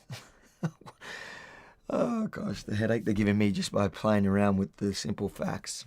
5. The first application review to have the Commissioner's decision reviewed was made by X Corp. The second was made by Christopher Elston. X Corp owns a social media service previously known as Twitter, but which is now known as X. X Corp is the applicant in application 2024-2582. Mr. Elston is the activist who made the post the subject of the complaint. He is applicant in application 2024-2583. Irrelevant. Both applicants seek review on the basis that the material, the subject of the complaint, does not meet the statutory threshold for giving the removal notice. The Commissioner contends that it does. What an embarrassment for the eSafety Commissioner. Oh, she's a wannabe tyrant. This has knocked it down a few pegs, I'd imagine. An image of the post with one photo different from the original is annexed to these reasons and marked attached A. The post was written by Mr. Elston. It was uploaded to X along with the link to an article published in the online newspaper, the Daily Mail. The post was accompanied by 3 photos, one of the World Health Organization logo, one of the man having sex with a dog. This is gross, yeah, but I just want to check, is that what, oh no, he didn't share that.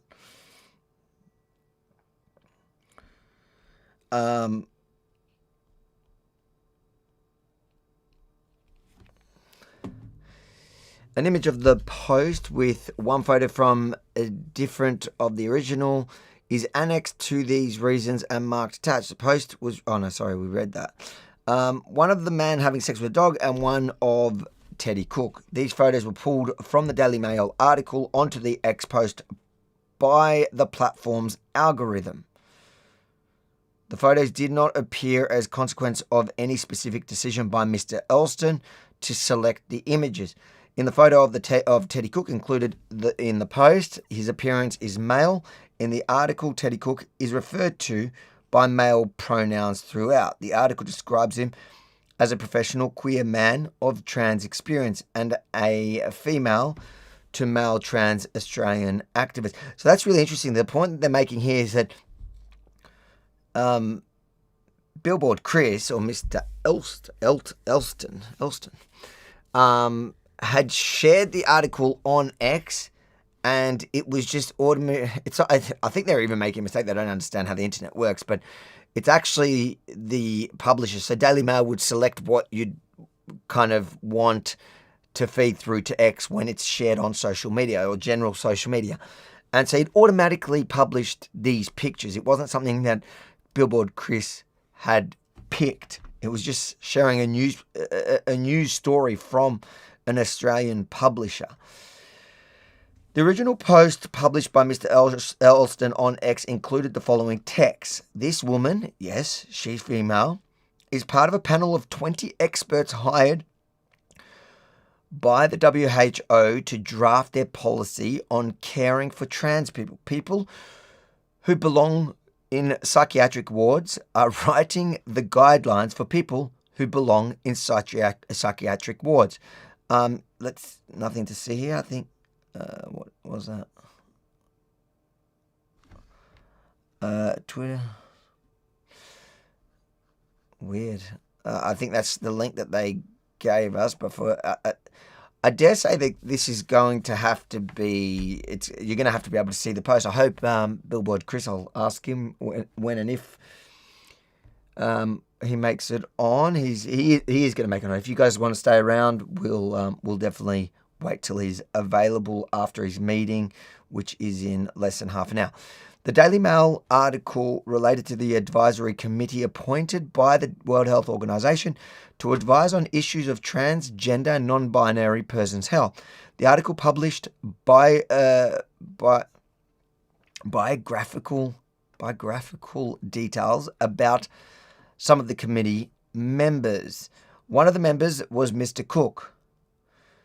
The bulk of the article related to him. The news article was published under the headline Kinky Secrets of UN Trans Experts Revealed. Australian activist plugs bondage, bestiality, nudism, drugs, and tax-funded sex change ops. So why is he giving health advice for the world body? Following the publication of the news article and the posting of the links to the comments about it by a number of ex-users with significant following, the article drew significant attention from social media users. As Mr. Cook described it, Twitter exploded. When it did, Mr. Cook made a complaint to the commissioner. Remember, these are all posts she posted herself. She just was not happy with the fact that it was amplified once people realized what was going on. And when Billboard Chris basically shared the article saying, how can this person who's clearly suffering from the same thing, from whatever mental disorder that they want to put him in charge? It's like putting, it's the blind leading the blind. You're going to put a bunch of, people that are suffering from a certain illness in charge of others feeling from the illness, as instead of getting somebody who specializes in gender dysphoria as from a medical perspective. They want to put somebody with gender dysphoria in charge of initiating the policy of how to help those people.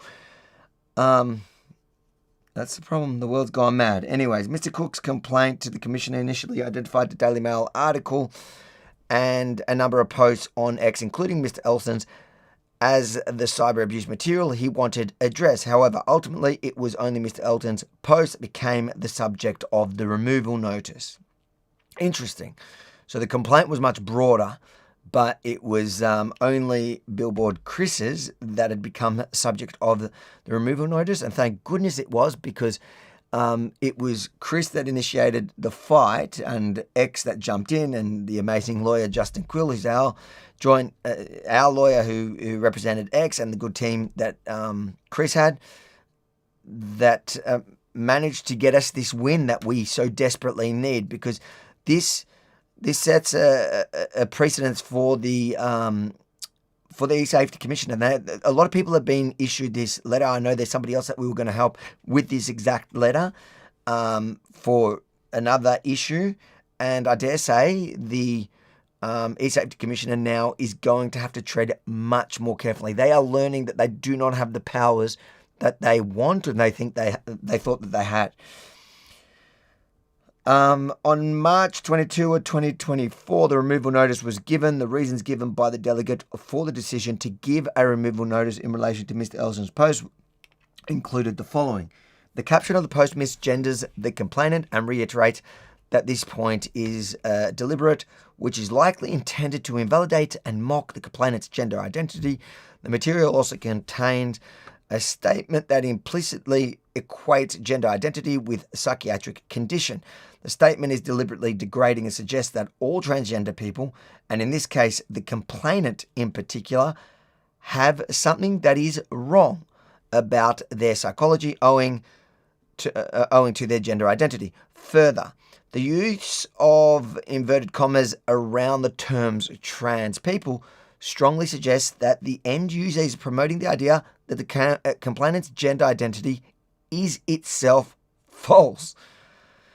The end user's X account has approximately 395,000 followers, meaning the end user is likely to have possessed insight into significant reach the material may have had and the harm that it would have caused the complainant. So the fact that he has a big following is part of why the eSafety Commissioner ordered it to be removed, as opposed to, I guess, some of the smaller accounts. The material has been viewed over 377,000 times and reposted almost 6,000 times in less than a fortnight. Well, the Streisand effect, now that you've lost the case, a lot more people are going to see it. And well done to the eSafety Commissioner for absolutely fumbling this one because she was drunk on power. It has been reposted by high-profile ex-users, and comments to the post attempt to fundamentally invalidate the identity of the complainant.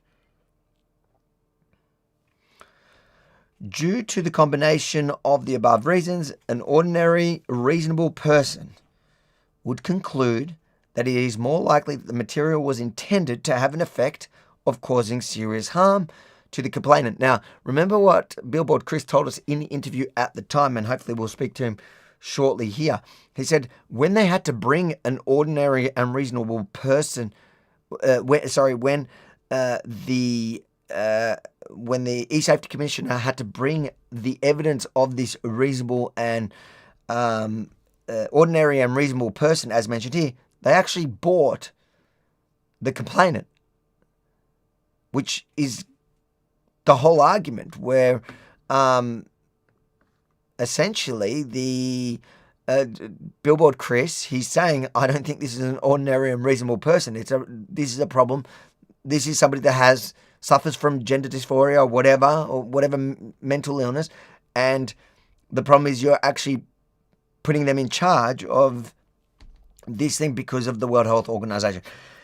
This harm includes serious psychological harm and serious distress that goes beyond mere ordinary emotional reactions, such as those of only distress, grief, fear, and or anger. Do you understand what that means? That means that the eSafety Commissioner tried to step in and say that we're going to protect this individual from getting any sort of criticism online after they take this taxpayer-funded job for the World Health Organization in our name to help deal with other people, to protect other people that also suffer from the same condition. It is so crazy on so many layers. An ordinary reasonable person in this position of an Australian adult would regard the material as being in all circumstances offensive based on the following. The material exceeds the standard of morality, decency, and propriety generally accepted by reasonable adults. Although it is understood that society permits a degree of online disagreement, particularly where it relates to political or topical concerns, the material singles out the complainant to personify the poster's contempt for transgender identity.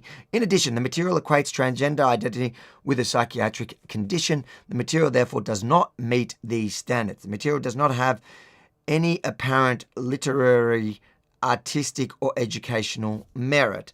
The material is in the character of a social media post and is not of medical, legal, or scientific character.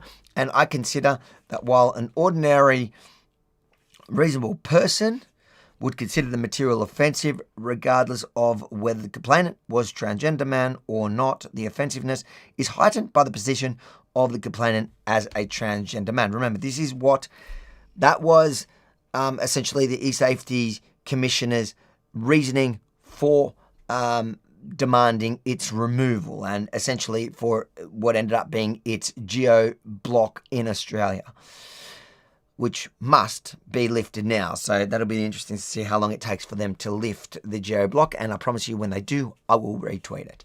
If I haven't done so already, I'll retweet it again. I'll repost it with a message just because I can, and I'd encourage you all to do the same, because we need to show the eSafety Commissioner that not only will we fight them on these issues for freedom of speech down under, but when they lose, the Streisand effect kicks in.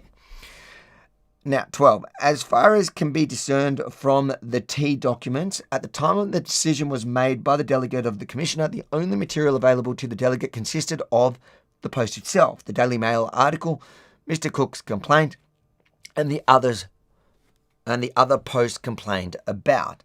After the removal notice was served, Mr. Elson's post was geo-blocked by X. Mr. Elson and XCOP both sought review of the Commissioner's decision. Following the commencement of the application, a significant amount of evidence was filed by all parties. It includes the opinions of psychiatrists on the likely effects of the post on the person who is transgender, but not about the effect on Mr. Cook. Background information on the operation of social networks platforms generally and X in particular, information about the gender identity debate more broadly, the specific political opinions of Mr. Elston and his intention in making the post, and specific evidence about how the gender identity debate is playing out in Australian federal politics. How much of the material is relevant to the questions the tribunal must answer depends on precisely defining the statutory requirements that must be met before removal notice can be given. The closing submissions advanced by the parties focus on the scope of material to which I lawfully have regard when assessing whether the post constituted cyber abuse targeted at an Australian adult, because that's essentially what the removal legislation states, thanks to the Conservative government of 2021. The views of the parties varied considerably on the range of material that it was appropriate for me to consider and for what purpose. Consequently, before I make findings on the factual issue that might be regarded as controversial, it is first necessary to reach conclusions about proper construction of the statute. The construction exercise will allow me to identify both the threshold that must be met before a post can be subject of the removal notice and what evidence can be considered when determining whether the threshold has been met. The issues are intertwined to a degree. We'll continue reading we'll read after this. I'll just send a message to Daniel. Once the construction issues are resolved, it is then possible to proceed to a determination of the relevant facts. Give me 2 seconds and I will be...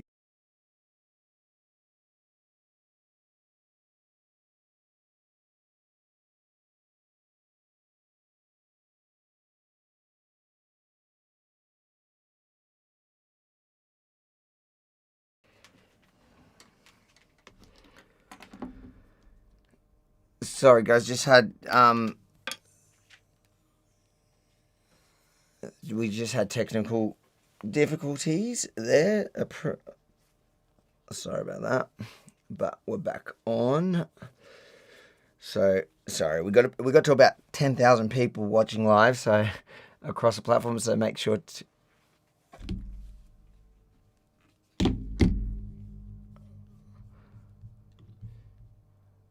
to share it far and wide so we can get this get those numbers back up there. Sorry about that. Let me just make sure. We'll see how if it's continued on all the platforms. I don't think on. Oh, here we go. Oh, it's reposted. Another one. Gotcha. All right. We will bring Chris in shortly, hopefully. He's got a meeting in about 9 minutes and he's going to jump on with us. Let's see how we go. Just quickly share it across platforms. Let me make sure it's actually playing right. All right, and we'll keep reading this breakdown. All right, we're back on. Welcome, everybody. Make sure to hit that like and that share, just because I did stuff up the actual live stream when I muted myself. It turned us off. Click.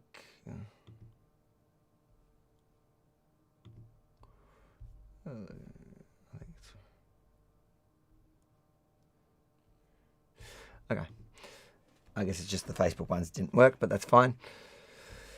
All right, let's keep reading this until Chris joins us live. We'll end it with after Chris is here, so make sure.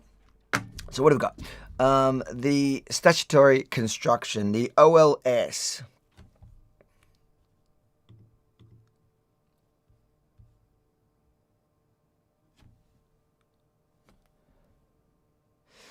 The OLS Act defines the concept of cyber abuse targeted at an Australian adult in Section 7. It relevantly provides as follows. For the purpose of the Act, if material satisfies the condition, the material is provided on a social media service. An ordinary reasonable person would conclude that it is likely that the material was intended to have an effect of causing serious harm to a particular Australian adult. An ordinary reasonable person in the position of Australian adult would regard the material as being, in all circumstances, menacing, harassing, or offensive. Such other condition, if any, are set out in legislative rules. Then the material is cyber abuse material targeted at the Australian adult, and the Australian adult is the target of the material. There are two likely elements to the concept which we must be satisfied before material can be classified as such. An ordinary reasonable person would conclude that this is likely the material was intended to have an effect of causing serious harm to a particular Australian adult. Intention and element. An ordinary reasonable person in the position of the Australian adult would regard the material as being, in all circumstances, menacing, harassing, or offensive. That's the offence element. Serious harm is defined as OLS Act. Serious harm means serious physical harm or such harm to a person's mental health, whether temporary or permanent.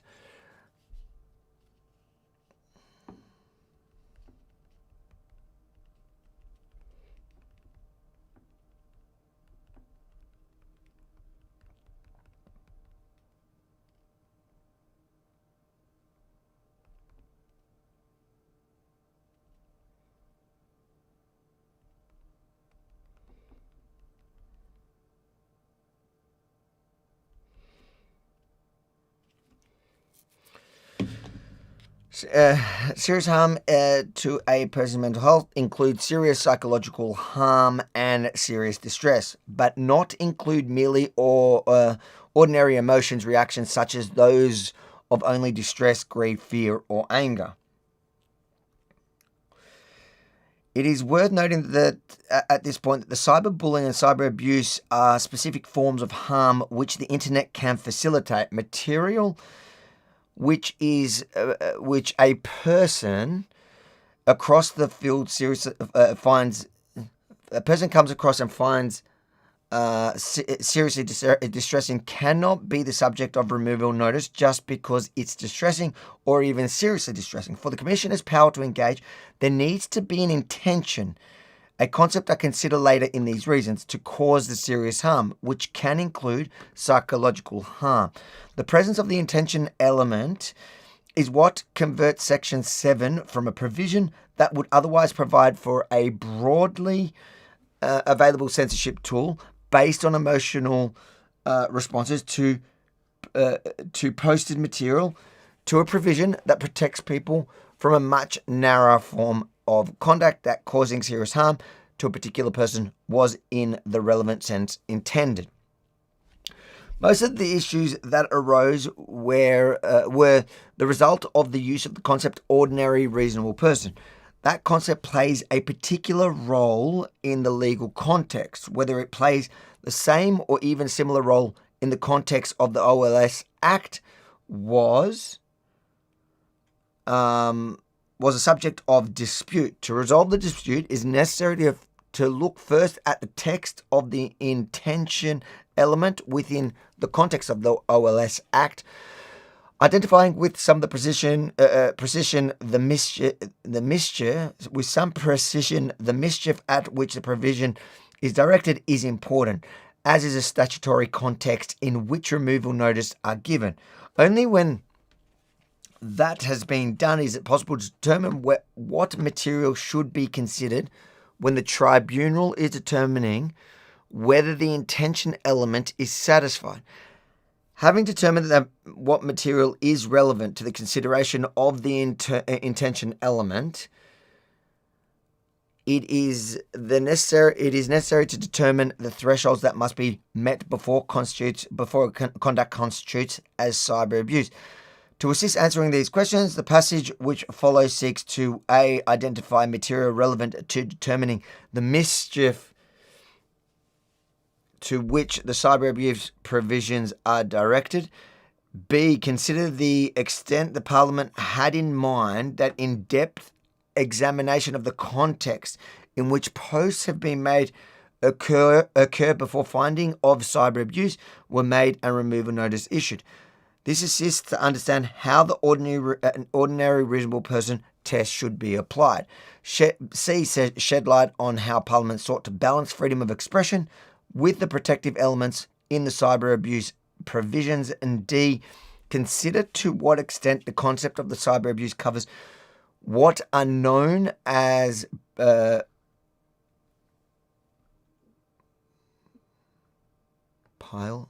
collisions or volumetric attacks or volumetric attacks, where the sheer number of hostile posts, that's what it means, or hostile concepts is a cause of psychological harm. The legislation and its context. In statutory construction exercise, it is important to start with the text of the provision. As the High Court has noted repeatedly, the task of statutory construction must begin with a consideration of the text itself. Historical considerations and eccentric materials cannot be relied on to displace the clear meaning of the text. The language which has actually been employed in the text of the legislation is the surest guide to the legislative intention. Having said that, it is important to read the text having regard to the context and purpose. Context include general purpose of the policy provision, and particular the mischief it is seeking to remedy. Let's just see, because there's a lot of pages of legal jargon. I just want to check if there's anything more potent rather than just reading all of it. Let's just look here. Wow, this is a long decision giving all the reasonings. I'm not reading through all that. Sorry, guys. I want to read what is serious harm. Okay, let's read this, because it is the reasons that matter, because essentially they determine the future. What is serious? Serious harm is defined by in 5 OLS Act to the meaning serious harm to the person's mental health, whether temporary or permanent. Section 5 also provides serious harm a person's mental includes serious psychological harm and serious distress, but does not include mere ordinary emotional reactions such as those of only distress, grief, and fear or anger. This is what we said already. Did we read? No, it's just breaking it down. Oh, here, it's telling us here. Okay, this is better. Factual findings. The following are my findings of fact. The extent that the controversial, to the extent that any are controversial, I've set out my reasons for the conclusion and identified the evidence on which it is based. On or about 27 February 2024, the online newspaper Daily Mail published an article which referenced extensively to Teddy Cook. Mr. Cook is a transgender person, born female, who identifies as male, and an Australian citizen and a resident. The evidence about him that I have assessed to is limited to what is included in the newspaper article and his complaint to the Commissioner. As previously noted, the Daily Mail article related to an advisory committee appointed by the WHO to advise on issue of transgender and non-binary persons' health. What an insane position to give somebody. Anyways, getting sidetracked there. The article published biographical details about some of the committee members, including Mr. Cook, but Mr. Cook was the subject of the bulk of the article. The news article was published under the headline "Kinky Secrets of the UN Trans Expert Revealed. Australian activist plugs bondage, bestiality, nudism, drugs, and tax-funded sex change ops." So why is he giving health advice for the world body? That is a good question by the Daily Mail, of all places. Appreciate your super chat. Google Talmud Sanhedrin 54B. This is going to be some loser. Well, there you go. You gave me a super chat, so we read your super chat on air. Somebody want to make this, I don't even know, the Talmud is the rabbinical arguments over many years, in which you can find very backwards arguments, and some rabbis that have had some backwards beliefs in their arguments. It is not the it's not the law or anything like that, but good on you. You got it onto stream. Anyways, back to this Chris Elston, who has won his case. So we're reading the findings until he joins us live on stream shortly, which should be now. He's got his meeting with his lawyers, so we'll wait for him to join us live shortly. So we'll read the reasons until Billboard Chris joins us here for his first interview after his win. What's the word I'm thinking of?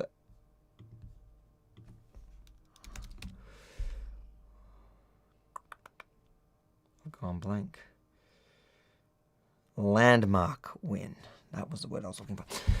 Mr. Elson is a Canadian citizen who lives in Canada. He can fairly be described as an activist. His activism began in 2019. Wow, well done, Chris. You've achieved a lot since 2019. You started in 2007 years ago. 6 years ago. And my maths is not my strong point. Reading's not my strong point. Maths is not my strong point. And look at him now. He's taken the Australian government to court on behalf of the free world, and he won. Shows what you can achieve when you're as committed as somebody like Billboard Chris. His activism began in 2019 when he became aware of the increasing number of children in Canada and in other Western countries who were experiencing distress about their sex and who were being given puberty-blocking drugs.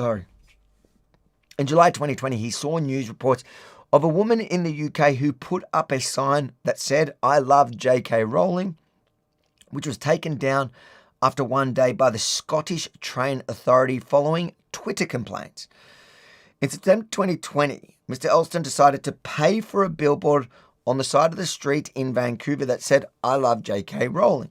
While J.K. Rowling is most famous as the author of the Harry Potter series of books, She has also become a controversial figure as a result of her public opposition to transgender rights, particularly when they come into conflict with women's safety. He followed up his sign in Vancouver with dozens more throughout the USA. His goal in doing so was to start conversations and raise awareness about the dangers of childhood transition. The sign in Vancouver was promptly taken down, and the sign companies in Canada refused to put up his signs because they don't want political pressure. As a result, Mr. Elson started designing his own signs and started wearing them and having conversations in downtown Vancouver. He quit his job as a financial advisor and is more or less full-time activist. He wears a sign with slogans like this. Is actually really interesting background about how Billboard Chris started. Children cannot consent to puberty blockers. Dad, noun, a human male who protects his kids from gender ideology. Gender ideology does not belong in schools. Children are never born in the wrong body. He travels internationally, speaking publicly and wearing his billboard. He's opposed to the gender transitions for children and the claims that about gender that sit behind arguments of its supporters and promoters. He is known on the internet as Billboard Chris, and the legend himself will be joining us shortly. Here he is right now in a meeting with his legal team. He owns and operates the website at URL Billboard Chris. He also creates online content that is accessible on X, Instagram, and YouTube. He also has 426,000 followers on X. If you don't do so already, you should add yourself to one of those followers. He has 35,000 followers on Instagram and 10,800 subscribers on YouTube. He records conversations that he has on the street and posts some of them on social media. On some occasions, he experienced strong negative reactions to his activism. He has been assaulted more than 30 times, and he has had his arm broken when attacked in Montreal. Wow, I didn't even know that. He's been punched, spat on, and property stolen or damaged. He appreciates, as a result of his experience, that people can get extremely upset to the point of lashing out just as a consequence of seeing his sign. He keeps his followers up to date on all breaking news. He does not believe that a man can transition to being a woman or vice versa. He summarizes his position as follows. Because I believe in that sex is immutable. I think I'm pronouncing that word right. Damn, I'm copying all the words relating to this that I can't pronounce. I am personally convicted that I will not use incorrect pronouns to describe any person, including trans-identifying people who identify as the opposite sex. I will use preferred names, but I only use sex-based pronouns because I don't think it is loving, progressive, or ethical to lie to a person and affirm that they are something they are not. I believe that calling a man a woman and vice versa is not only untrue, but also has implications for the rights and safety of women and children. True, true, true. I am satisfied that that it is his universal practice to refer to transgender person by the pronouns that correspond to their biological sex at birth. I'm also satisfied that when he classifies a person as either a man or woman, he determines which classification to use by reference of their biological sex at birth rather than the gender-related characteristics that they currently express. I'm satisfied he believes he's doing otherwise.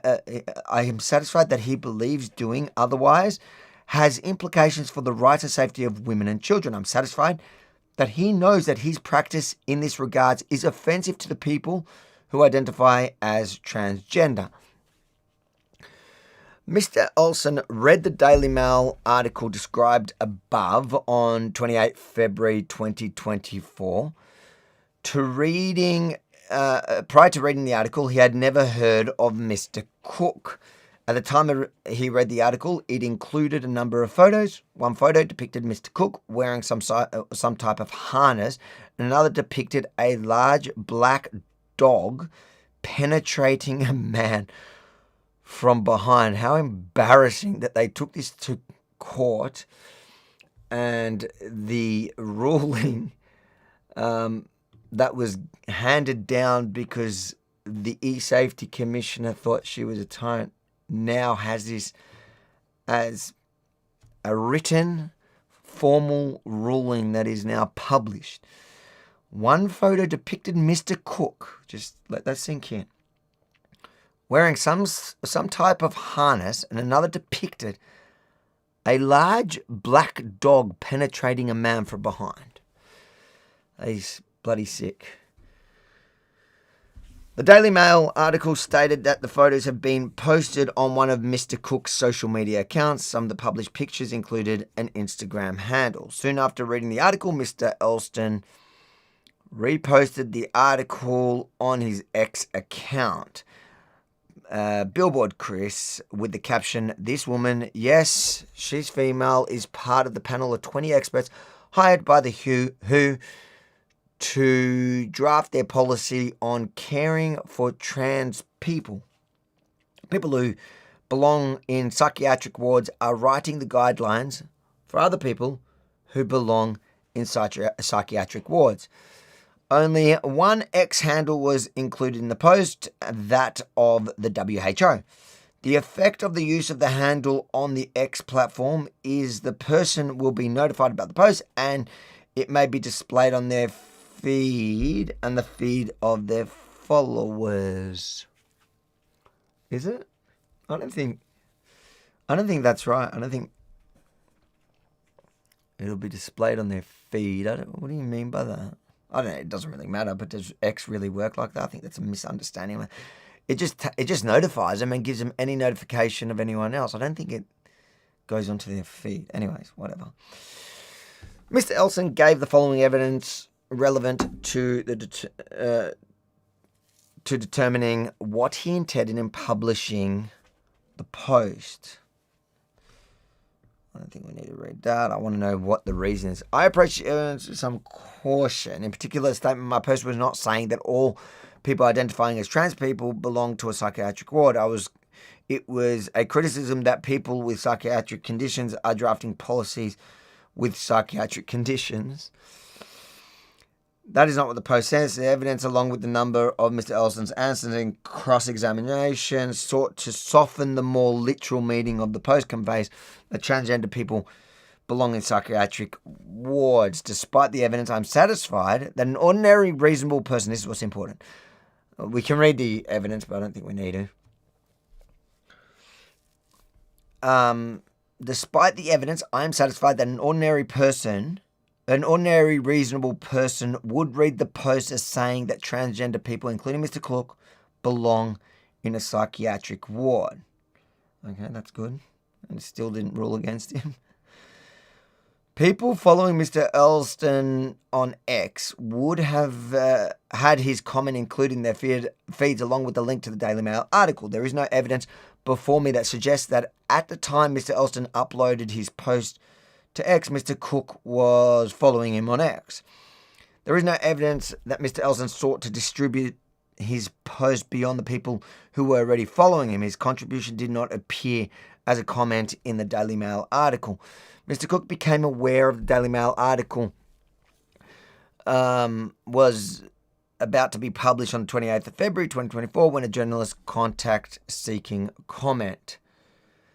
The email from the journalist said the following.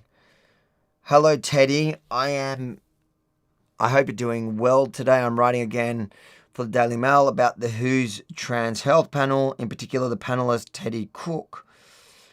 It covers social media posts and research about everything from bondage to bestiality, nudism, drugs, and tax-funded sex change ops. If you'd like to comment for the article, please reach out. Soonest deadline upon receipt, as soon as practicable. Outlet, Daily Mail, let me know. Thanks, all the best, James." The following day the article was published. Mr. Cook lodged a complaint with the eSafety Commissioner. The Commissioner has an online form Mr. Cook completed in the What is Happening section of the online form. Mr. Cook wrote the following. This is the interesting bit. quick couple super chats. Thank you so much, guys. Chowder, thank you so much for your super chat. Keep up the great work, Avi. Never let them silence the message of truth. Thank you so much for the support. And absolutely, love it or hate it, we will not be silenced. And that goes for our fans as well.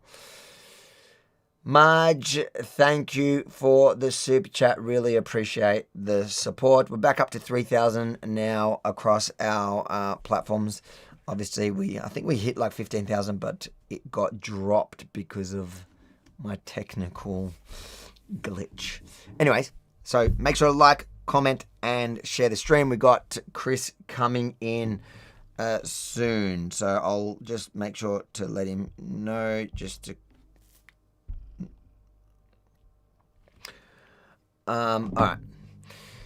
The following day, when the article was, so this is what Mr. Cook wrote. This was his complaint to the eSafety Commissioner about the article. Hello, this article was published yesterday by the Daily Mail using images without my consent, including a disgusting image of bestiality that I've never seen before in my life, but has been linked to me. The article.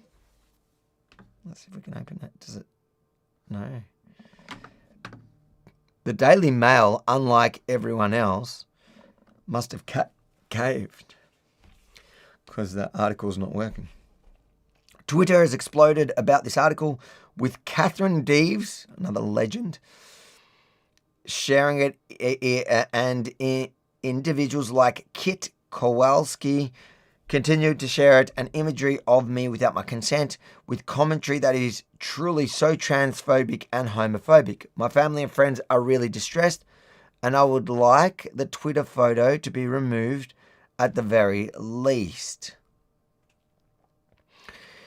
In the Where is Happening section, Mr. Cook responded as follows.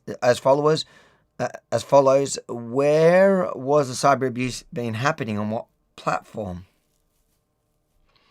Provide name. Twitter. Have you reported? Yes. When? The material still online.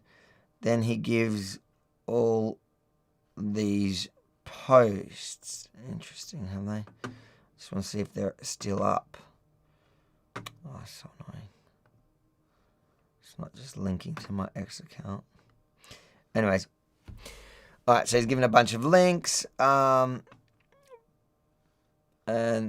the usernames. There is no evidence available to me about how the applicant became aware of the post by Mr. Elston.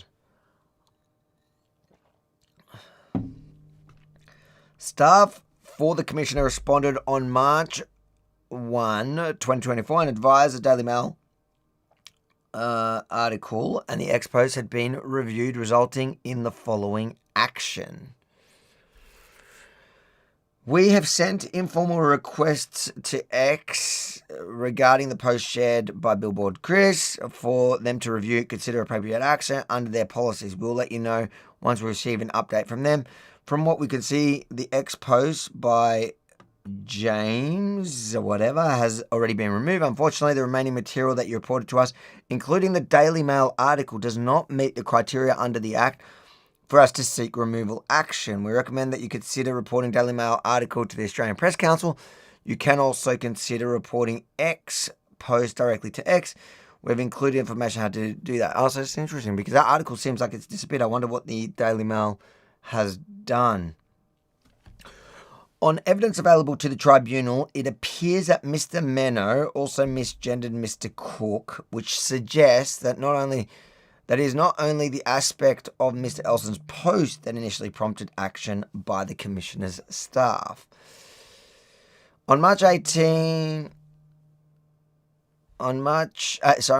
Commissioner staff updated Mr. Cook concerning his complaint. We've received a response from X regarding the post shared.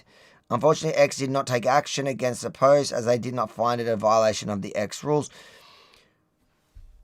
We are considering our formal powers under the Australia Online Safety Act to seek removal to the post.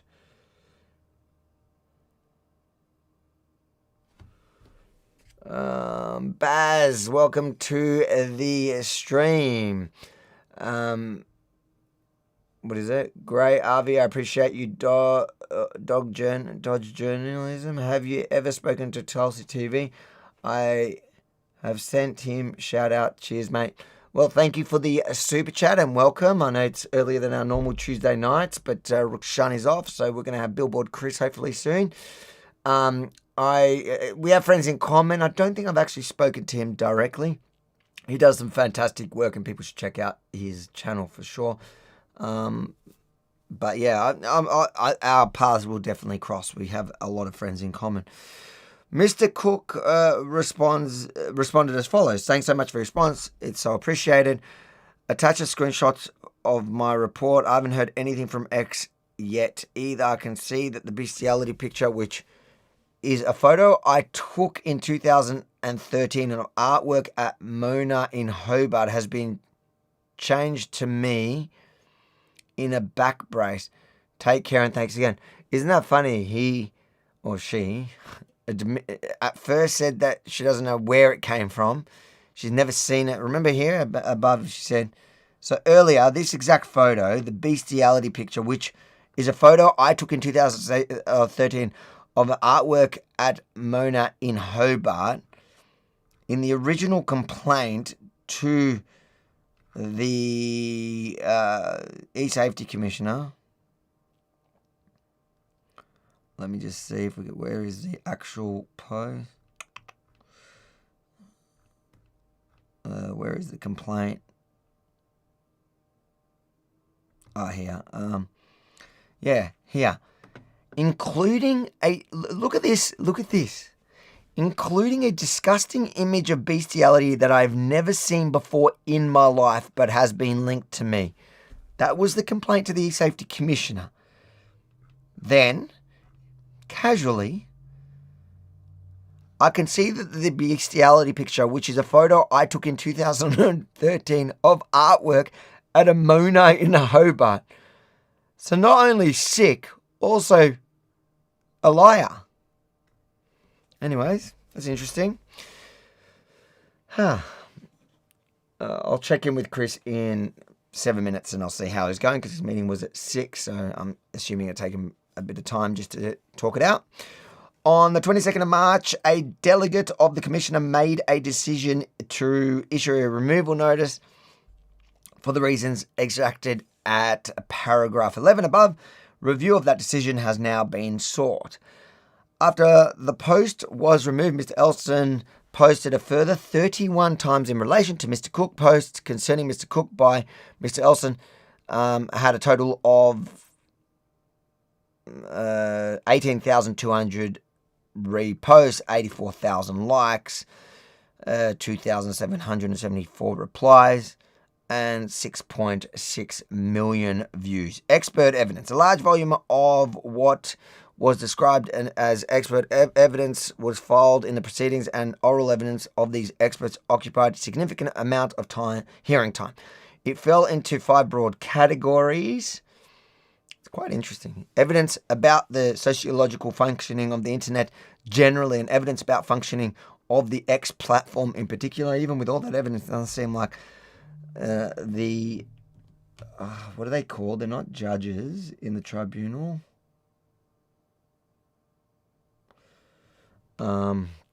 Anyways, medical evidence about the effect on the person misgendering. Gosh. Medical evidence about the effects on a trans person of misgendering. Non-medical evidence about digital harm caused by posts. Medical evidence about the threshold for serious distress and other aspects of definition of serious harm to a person's mental health.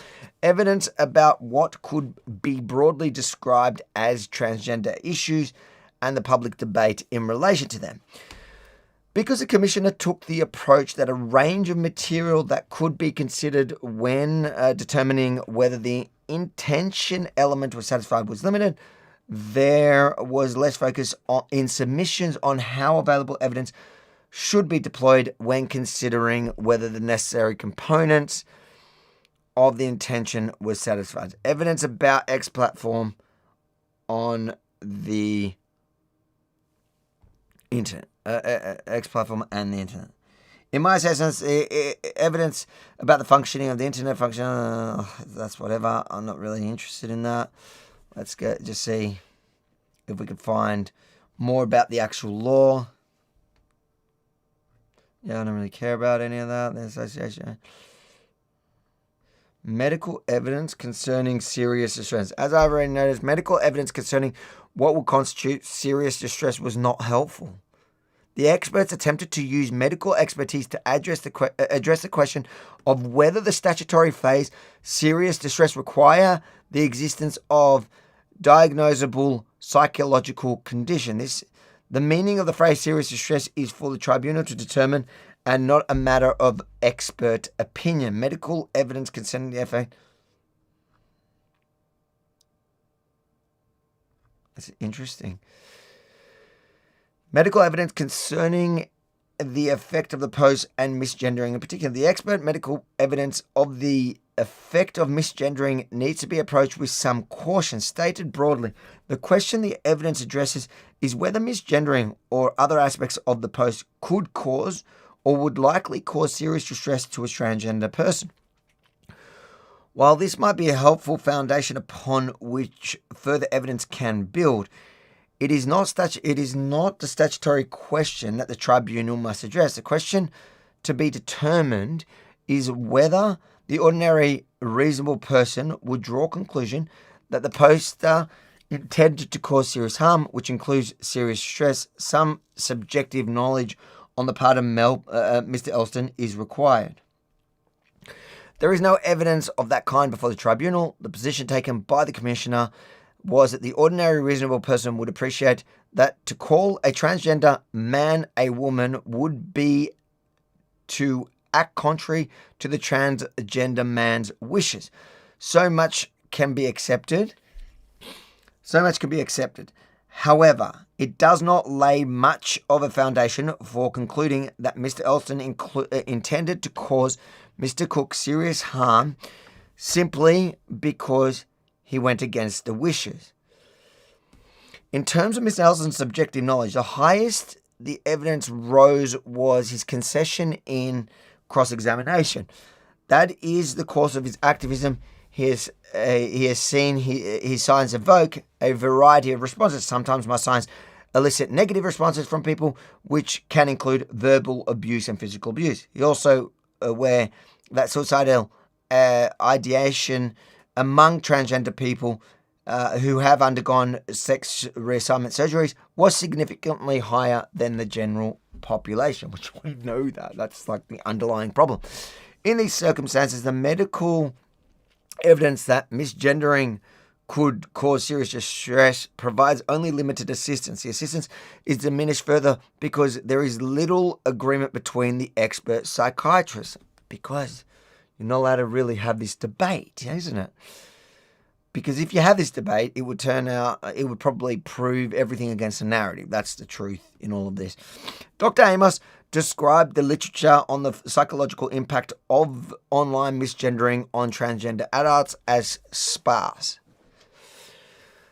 When he applied a model known as Tester's model of minority stress, he concluded the impact of cyberbullying, a phrase he is using to cover both cyber abuse and cyberbullying as defined in the OLS Act, on an individual depends on their existing characteristics, including resilience, existing mental illnesses, social supports, and social media habits. And the impact of cyberbullying depends on frequency, persistence, and severity of the bullying actions, such as a single action is much less likely than a frequent, persistent pattern of cyberbullying to cause serious psychological harm or serious distress. And serious psychological harm or distress are more likely with severe and or frequent events.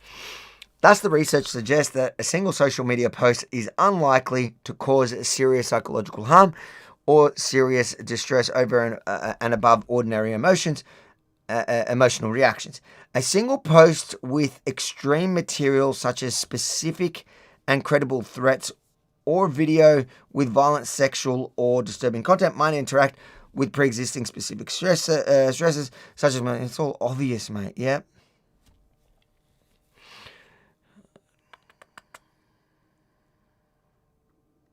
I want to see the views of the court. Dr. Carla concluded about the effect of the post. I would argue that if the said transgender person who was part of the WHO expert panel to draft policy on caring for trans people, the post then is an attack on their work as an expert in the field and is likely to result in serious distress and or serious injury for that said individual. Yes, so you can't criticize their actual job title for the WHO. Anyways, I'm so glad he won this. Let me just see how he's going.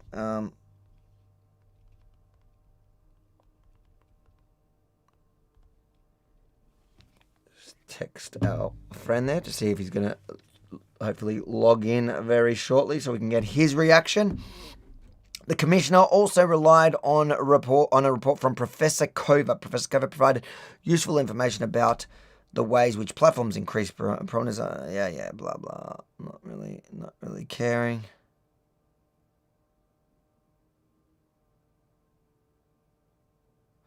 Apart from the information concerning the operation of platforms, I was not assisted by the report by Professor Kova. Assistance about transgender issues and the public debate in relation to them. I consider the reports of Professor Parkinson and the witness statement of Senator Antic, which provided background to the transgender debate in Australia more broadly.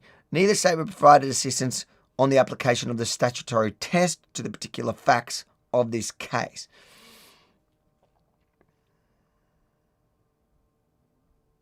Yeah, this is all legal. There's so much legal jargon. 60 pages, this thing is.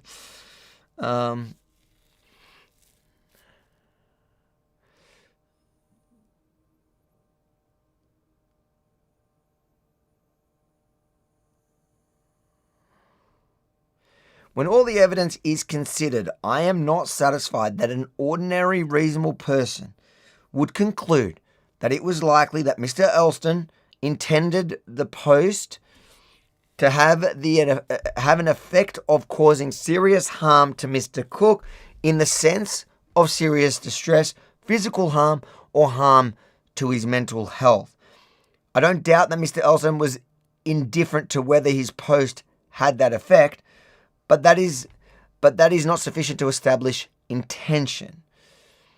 An ordinary reasonable person would not conclude that it is likely that the infliction of serious harm was an effect he intended. The factors which favour this conclusion are as follows. All right. Now we're getting somewhere. First, Mr. Elston denies that he intended to cause serious harm or any harm to Mr. Cook. This denial is credible in light of what else we know is known about Mr. Elston. As previously discussed, Mr. Elston's denial of subjective intention to harm is relevant to the question of what ordinary reasonable person might conclude, but is by no means conclusive. If Mr. Elston had admitted he intended to cause serious harm, then his stated subjective intention would take on greater significance. That's interesting. Baz, thank you for the super chat, says M. McCar, make crazy again, lock them up. Look, definitely don't need to give them positions of power in the WHO that you're not allowed to question online. I'd say let's start there, which today we've clearly gotten there. Second, Mr. Elston did not know of Mr. Cook prior to the publication of the Daily Mail article and prior to the publication of his post. This rules out any personal motivator for trying to harm Mr. Cook and significantly reduces the likelihood that the post is intended to harm Mr. Cook in particular, rather than make the broader political point than Mr. Elston had identified. Mr. Elston provides an explanation as to why he made the post that is consistent with him doing so for reasons that do not include causing Mr. Cook harm. He misgendered Mr. Cook because it is his universal practice to refer to people who identify as trans by pronouns and descriptors that correspond to their biological sex at birth. He does this to reflect his belief that doing otherwise involves an untrue statement and because doing otherwise has implications for the rights of safety of women and children. That is now in black and white in the ruling. Fantastic. Basically, that essentially, in summary, that paragraph says, we believe that Mr. Elson, Billboard Chris, is super consistent, but also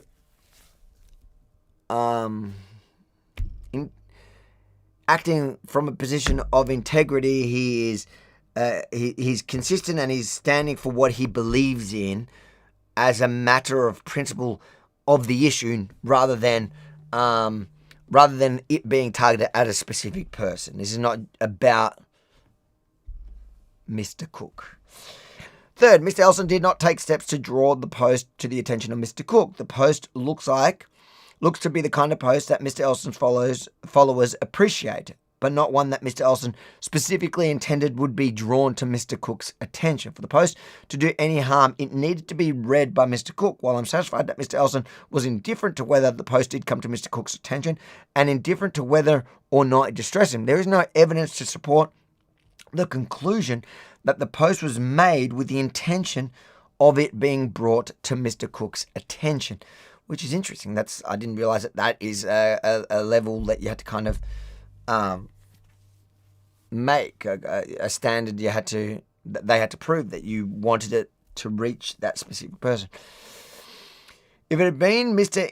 Elson's intention to abuse Mr. Cook and thereby cause him serious harm, there are a number of ways in which it could have increased the likelihood of his attack being brought to his attention. I guess that's the reasoning behind it. The first would have been to engage with the comment section of the news article. The second would have been to take steps to find and use Mr. Cook's X handle. Okay, yeah. Because he only tagged the WHO. Yeah, that's it. That's a good point. So we didn't tag. That's another level of protection. So if you don't want to give somebody the defense or the argument that you're targeting them, don't tag them. Just use their name. The third would be a post on Instagram and include what appears to be Mr. Cook's Instagram handle from the post published on the Daily Mail in any post. Any of these steps would have demonstrated a desire to ensure Mr. Cook read the post. These steps would reveal an intention to draw the offensive remarks to his attention.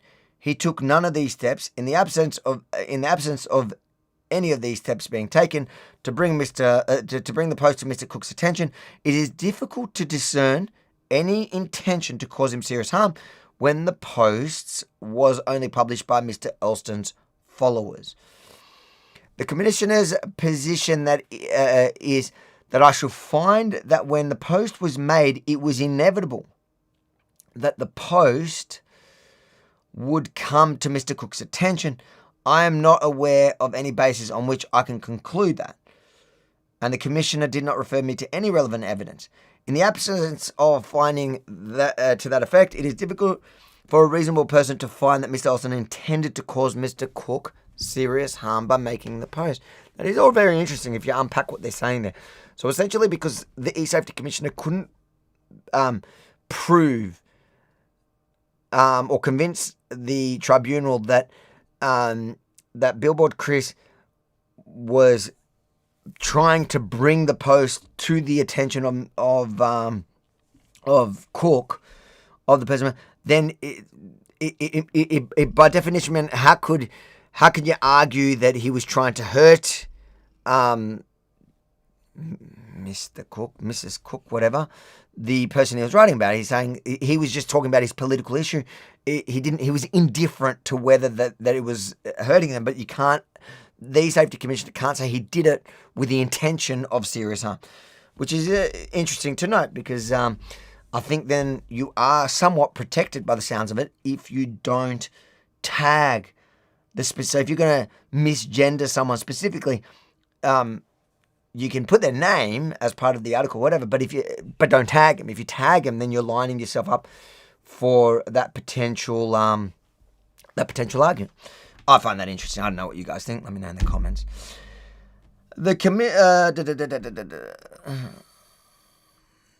It is notable that Mr. Elston only included the handle of the WHO in his post. There is nothing in the body of the post that attempts to facilitate contacting Mr. Cook by Mr. Elston's followers. Mr. Cook's name is not used in the body of the post. Mr. Cook's name is not used in the body. Oh, so he mustn't have used it. So he didn't even use. That was the extra protection, I guess. So it's not that he didn't tag them or put their name in the body. The inclusion of the WHO handle is consistent with Mr. Elston's expressed view that he was concerned about the ramification of having Mr. Cook appointed to advise the WHO, and is not consistent with the intention on Mr. Elston's part to harm Mr. Cook in the relevant sense. I accept that one of Mr. Elston's goals in posting was to encourage the WHO. Oh, typo. Look at that. Maybe I can't read properly, but at least I picked up this typo. The WHO. To reconsider the appointment of Mr. Cook to the panel that advises WHO on transgender health. But forming an intention to harm a person's career is not what is prohibited by the cyber abuse provisions. Intending to harm a person's physical or mental health is what is prohibited, the prohibited intention.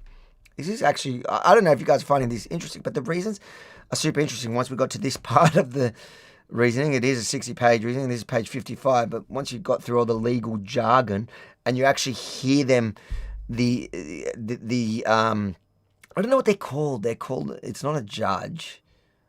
If somebody in the comments know what we call them, let me know. But let me read this super chat. Really appreciate the super chat from Paul. You deserve a doctorate in common sense. Great job. Well, I really appreciate it. I'm definitely not getting one for my reading. What was that word I was struggling with in the beginning of this live here? But really appreciate it. I think, honestly, I do appreciate that comment more than many things, because that I'm not somebody that went that is any sort of academic. I dropped out in year 8. I barely can read and write.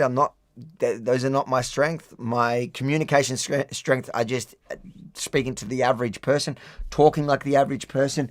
And my pride that I take, something that I pride myself in, is approaching things from a common sense perspective. So I actually do really appreciate not only your super chat, but what you're saying in that super chat.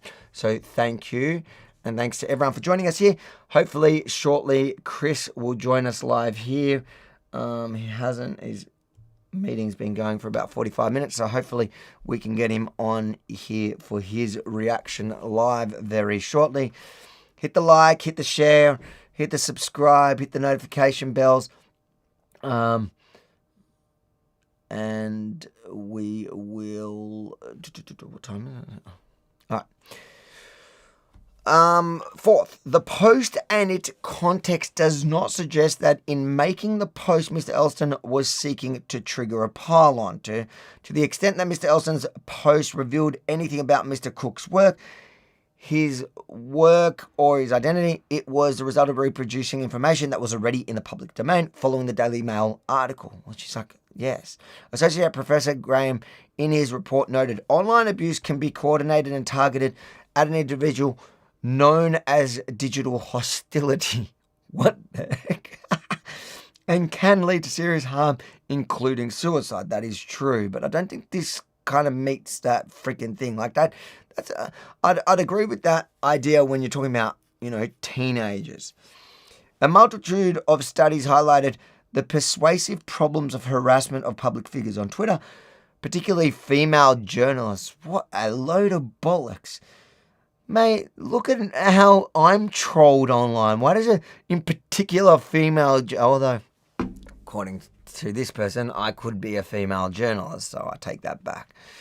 We also know that posts and replies on the platform are used not only as a way for individuals to express their opinion, but also to coordinate together to harass and or abuse individuals by flooding their comment threads with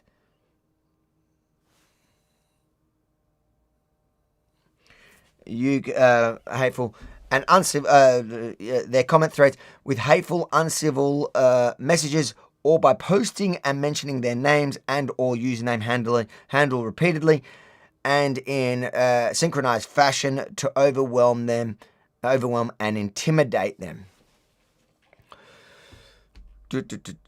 Other contact mentioned by Associate Professor Graham as used to engage coordinated, organised efforts to overwhelm and intimidate targets through repeated blah, blah, blah.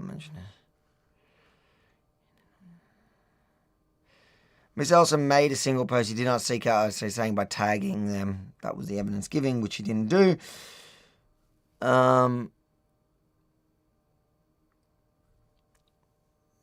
To the extent that there was a pile-on, I would not classify what occurred as one. It was initiated by Daily Mail and not by Mr. Elston. Consequently, the intention to cause serious harm must be discerned from a single post, as there is no other behaviour that is supportive of the conclusion that the post was designed to trigger something more widespread. Brian of London, welcome to the stream. The post, also phased offensively, is consistent with views Mr. Elson has expressed elsewhere in circumstances where the expression of view had no malicious intent. And that's so true. Like, this is literally what Billboard Chris or Chris Elson does. Like, this is he's committed this almost as a full-time job. He's a full-time, activist. He left his job as a financial advisor to pursue raising awareness about this issue and fighting for women and children.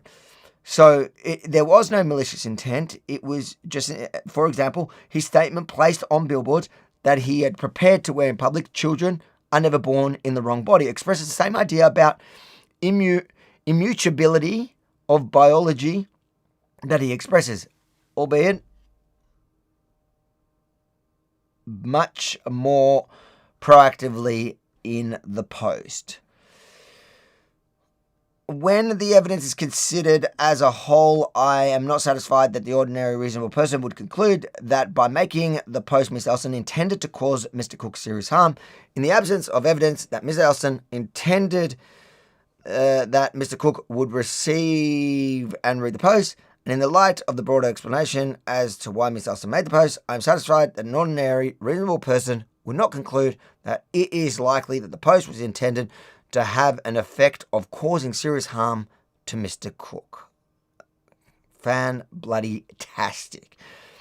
Consequently, the intention element is not made out, and the statutory preconditions for issuing the removal notice are not satisfied.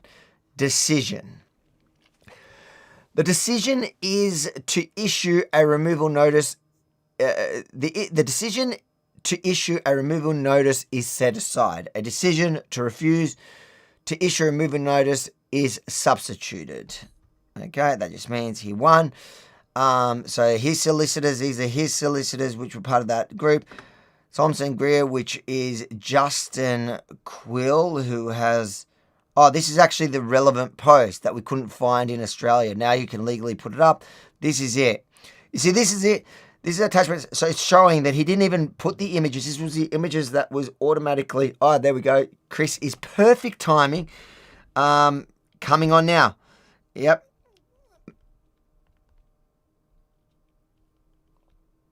Okay, Chris is joining us. That is perfect timing. Couldn't make this up as follows. And also I've got a statement, which I'll read with Chris as well, in a minute, from X's lawyer, which is also my shared lawyers. And I'll pass that to Daniel. So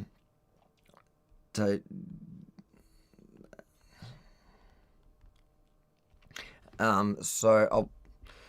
While he's coming on, I'll just read the statement from Justin Quill, who is my lawyer plus also X's lawyer in this case. He says, this is a win for free speech in Australia. It seems clear this is another example of the eSafety Commissioner overreaching in her role and making politically motivated decisions to moderate what she considers Australians should and shouldn't read and hear from the outside world. said Justin Quill, partner at major law firm Thompson Gear, which acted for X. He is an absolute legend, and he wins more often than not. That is Justin Quill. Let's bring...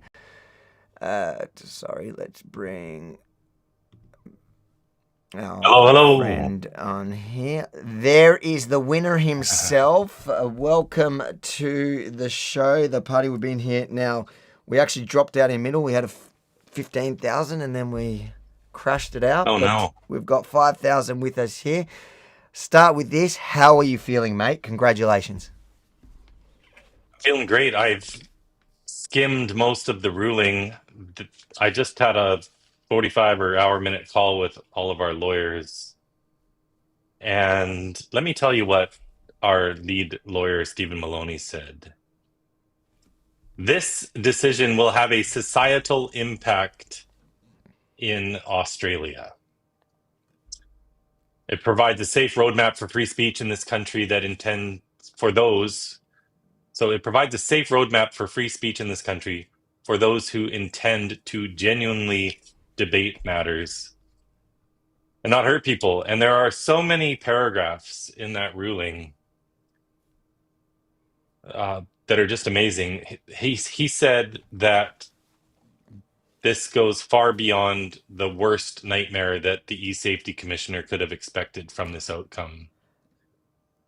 It's we did basically skim. a slam dunk. We've spent the last hour or so reading a bunch of it. I had to skip a bunch because there's so much legal jargon in some of the pages. Yeah, the beginning parts.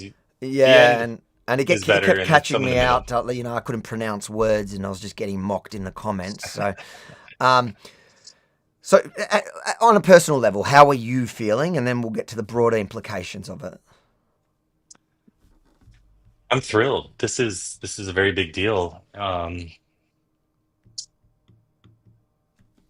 hope, and over time on social media, I'm going to tweet out significant sections from this ruling because there's a lot in there that's very positive. But I think this is extremely powerful and it should be inspiring to Australians and people around the world who are fighting various crazy leftist issues that are harming our society, because we have the right to speak. And people don't feel like they do. They say there's no free speech in Australia, there's no free speech in Canada, there's no free speech in all these Western European countries. Well, all of these countries guarantee freedom of expression. It's not as strong as the First Amendment in the US. But when you read this ruling, we should be fine. So, if your intention is to harm people, and that's what this ruling stated very clearly, that my intention was not to harm Teddy Cook. And he even the deputy president quoted some of my testimony in here, which I'll bring up in a second here. But you can tell me what page and I'll pull it up. Yeah, I'll bring it up. Let me find it here. We're allowed to talk about these issues. You're allowed to have genuine conversations about whatever issues are going on in society. And this is a massive blow against the eSafety Commissioner. Another massive blow. It's a massive blow. Let me get into one of these things real quick. Yeah, if you just tell me what page, I'll bring it up on the screen with us. I have to find it because all I've done is skim this myself, but give me 1 second here. You're all right. I think it's paragraph 80 something.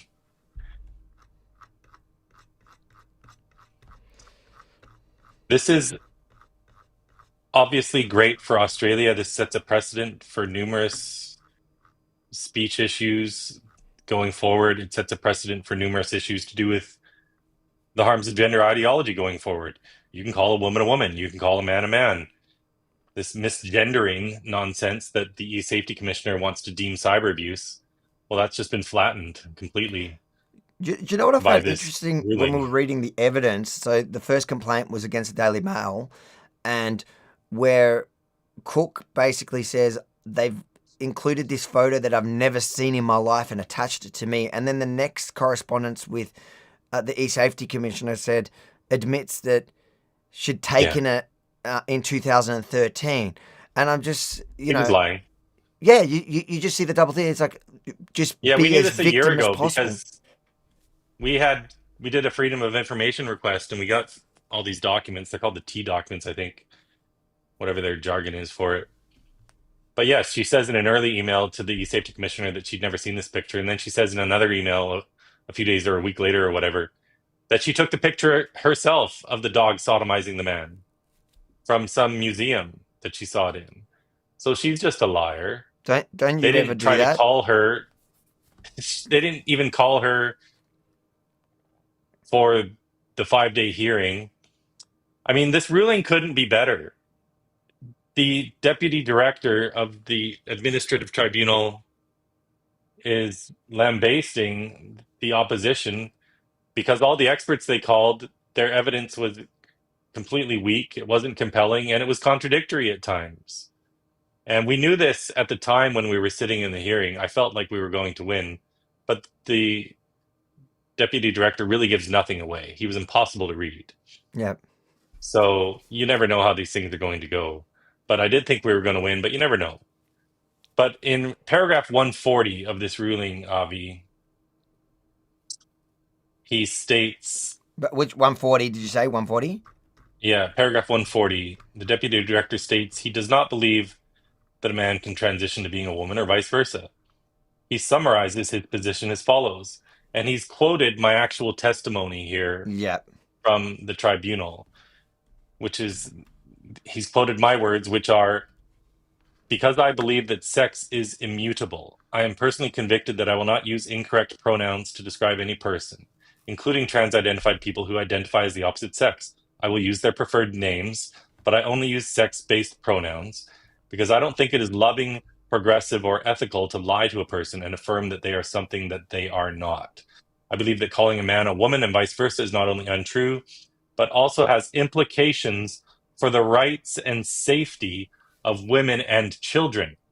And again, later on in this ruling, he brings up that exact point, that I've been consistent, that I didn't target Teddy Cook. I didn't even name her in the tweet. We were just reading it. It said you didn't tag them.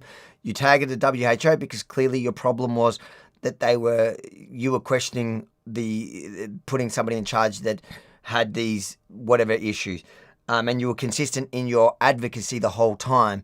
And it wasn't about the specific person, which I broke it down because it makes me realize, that when you come to having these conversations online, when you're advocating for any issue, it's good to keep that in mind. Like, don't make it about hating a specific person, make it about the issue, and you'll be right. We're protected because I'm assuming that was what seems from my layman way of reading it, that's kind of what protected you from what the eSafety was accusing you of.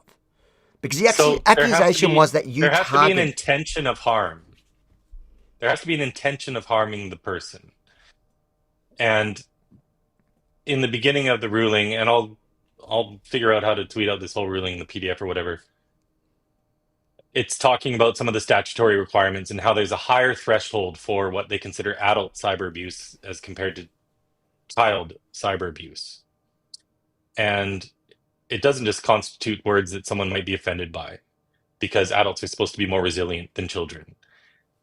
And so this ruling completely upholds that an offensive post does not mean that it's to be taken down. We still have freedom of expression.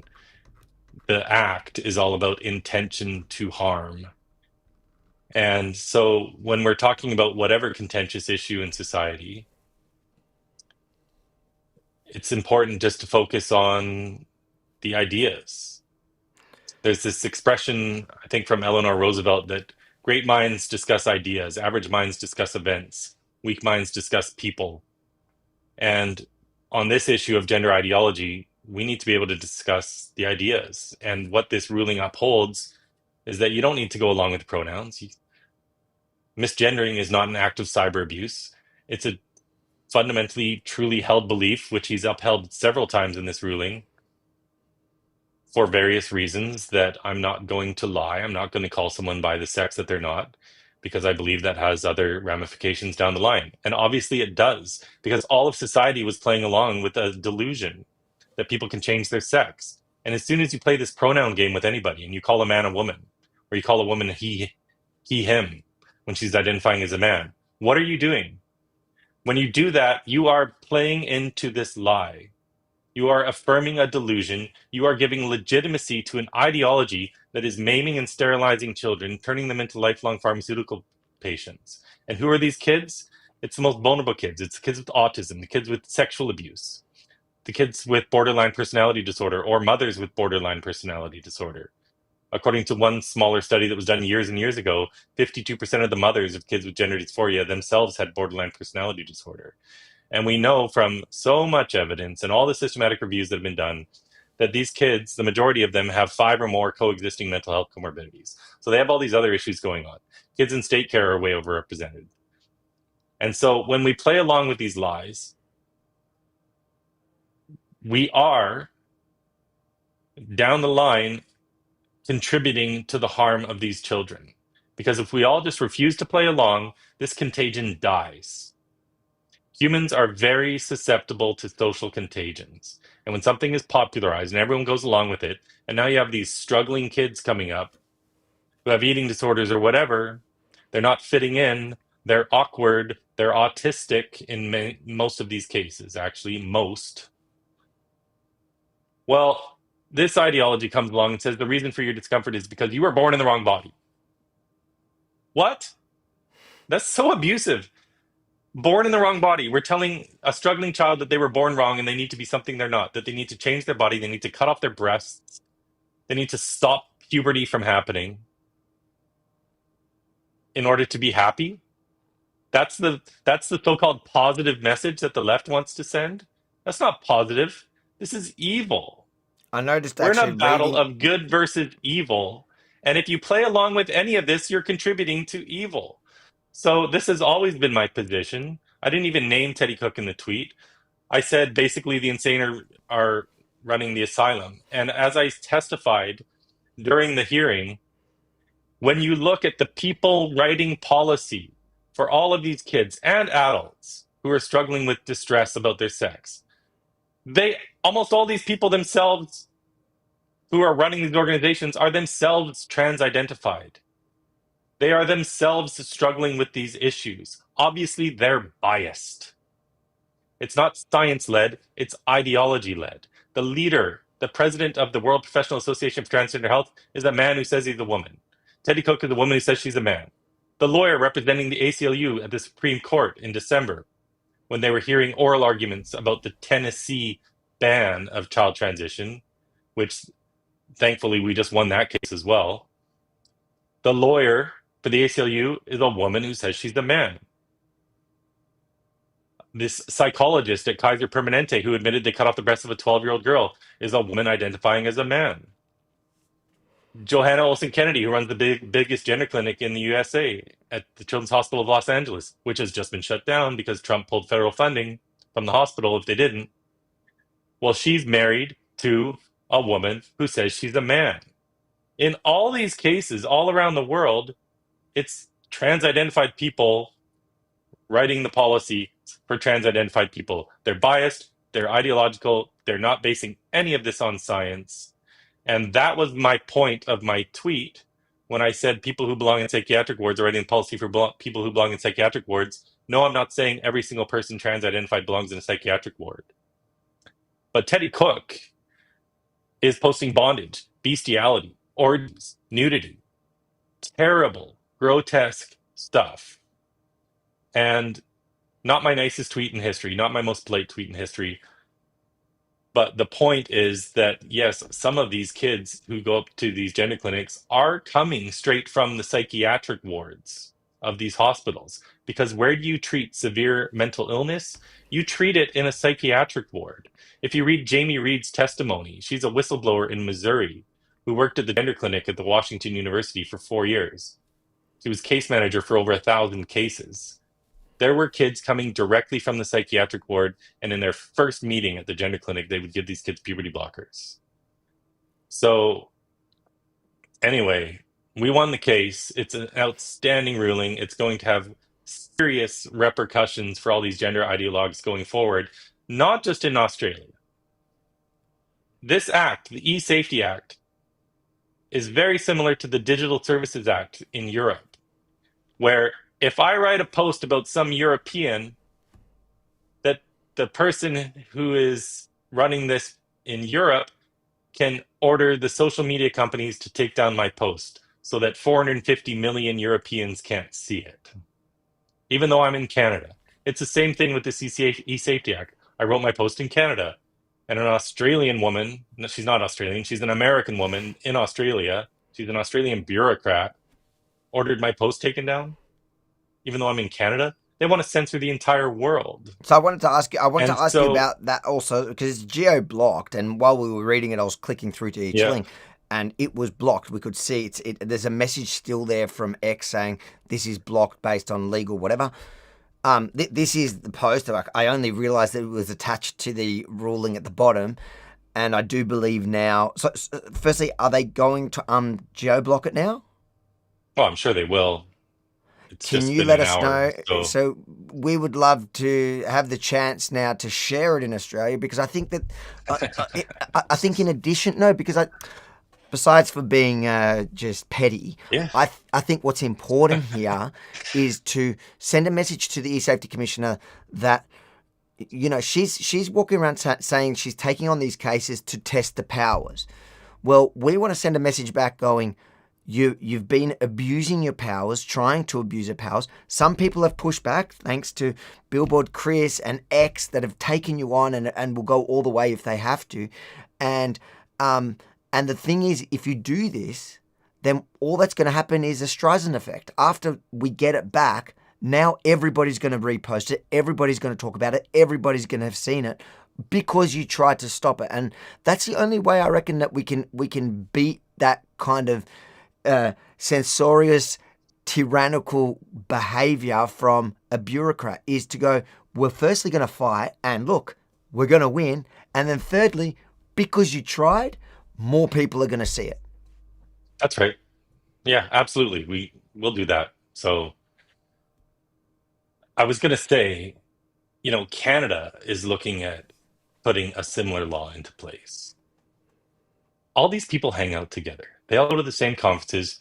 You and I, we hung out in Davos on the street at the World Economic Forum, where people won't believe it, but over a whole week, I had like 5 people disagree with me, and that was it. It was almost overwhelming. It was overwhelming support, because these are a bunch of 40-something business people who are just trying to do business by taking advantage of government largesse. It's crony capitalism. But these are all adults with kids, and like anywhere in the world, except Brussels and maybe Melbourne, I had massive, overwhelming support, even in Davos. But all these bureaucrats hang out together, and they all push these same bills. The same activists all around the world help them write these bills, so they want to write the same bill in Canada. And what does this ruling do? She saw me, she stopped. I'm sorry.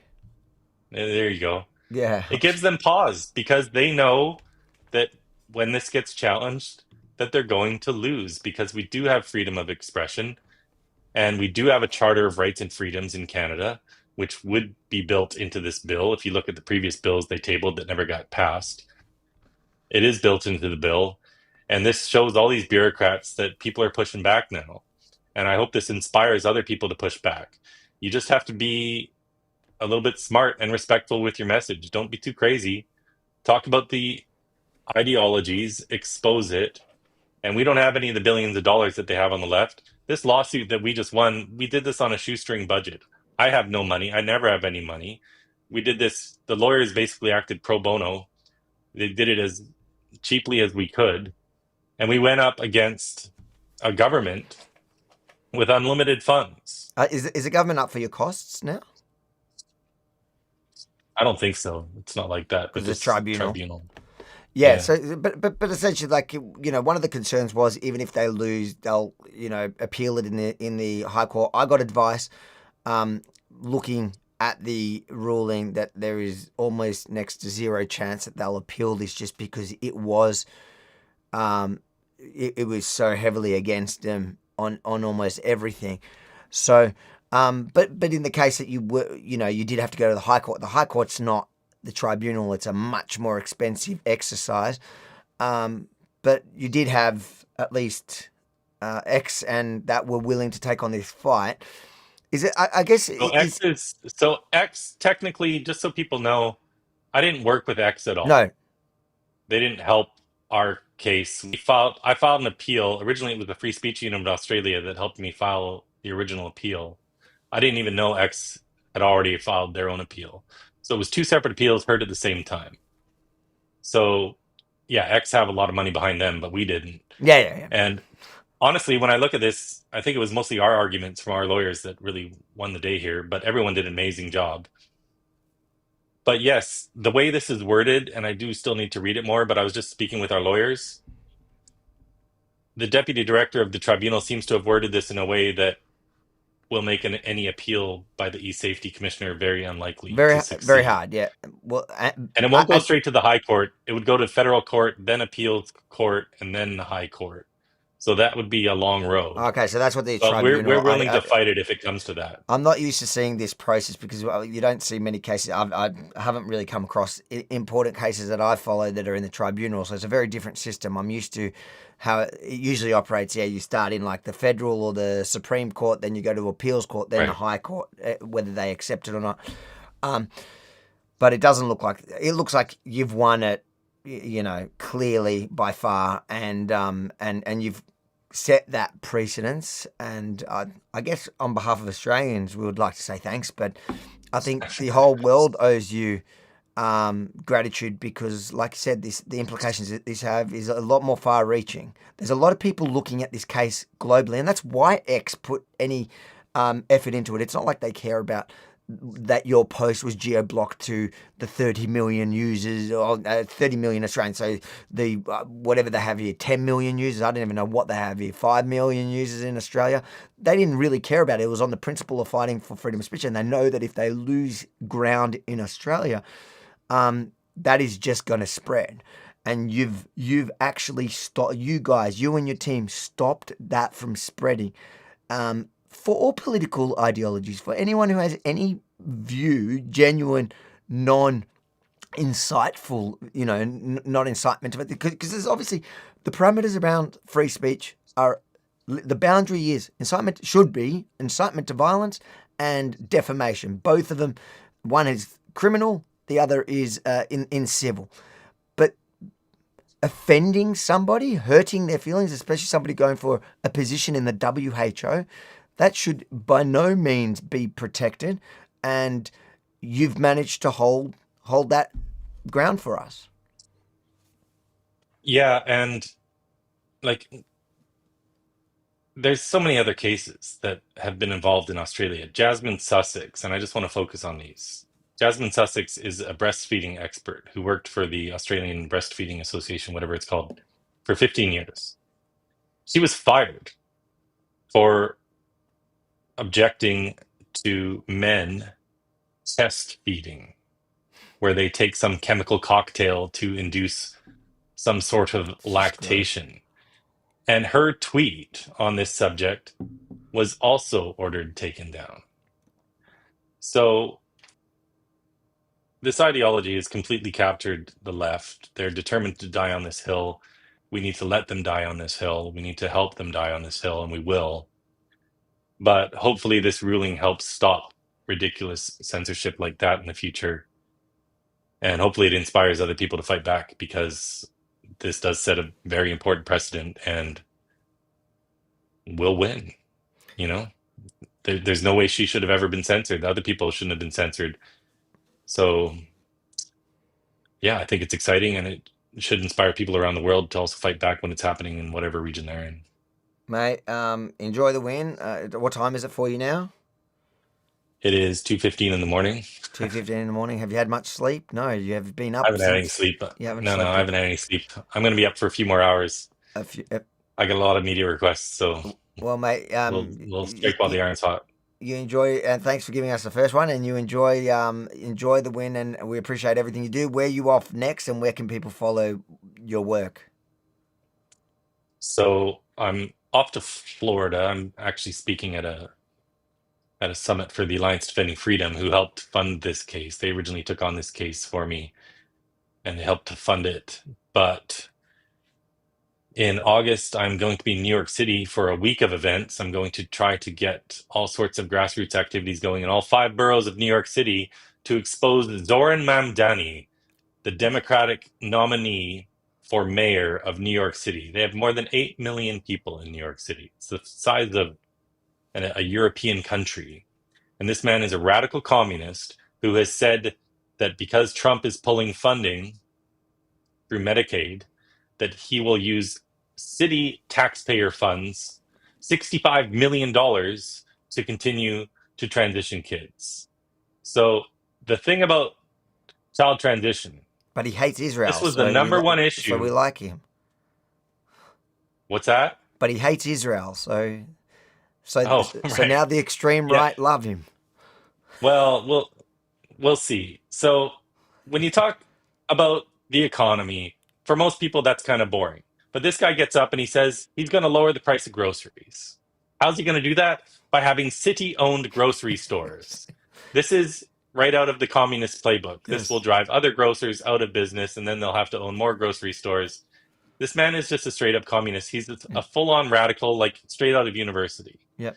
But on the gender issue, we know from the U.S. election, for example, this was the number one issue. Transgender insanity was the number one issue affecting swing voters. People who could have gone either way. It wasn't the economy. It wasn't immigration. It wasn't the border. It was transgender insanity. This gets people fired up. I've been in New York City many times. The entire Black community, the entire Hispanic community, all the immigrant communities, they all support me. None of them are okay with gender ideology. So that's your campaign. You're actually going to join the New York campaign to raise awareness about his position on this particular issue because you believe that's actually a defining an issue that people don't know that he stands for, and people will feel passionate about it to vote.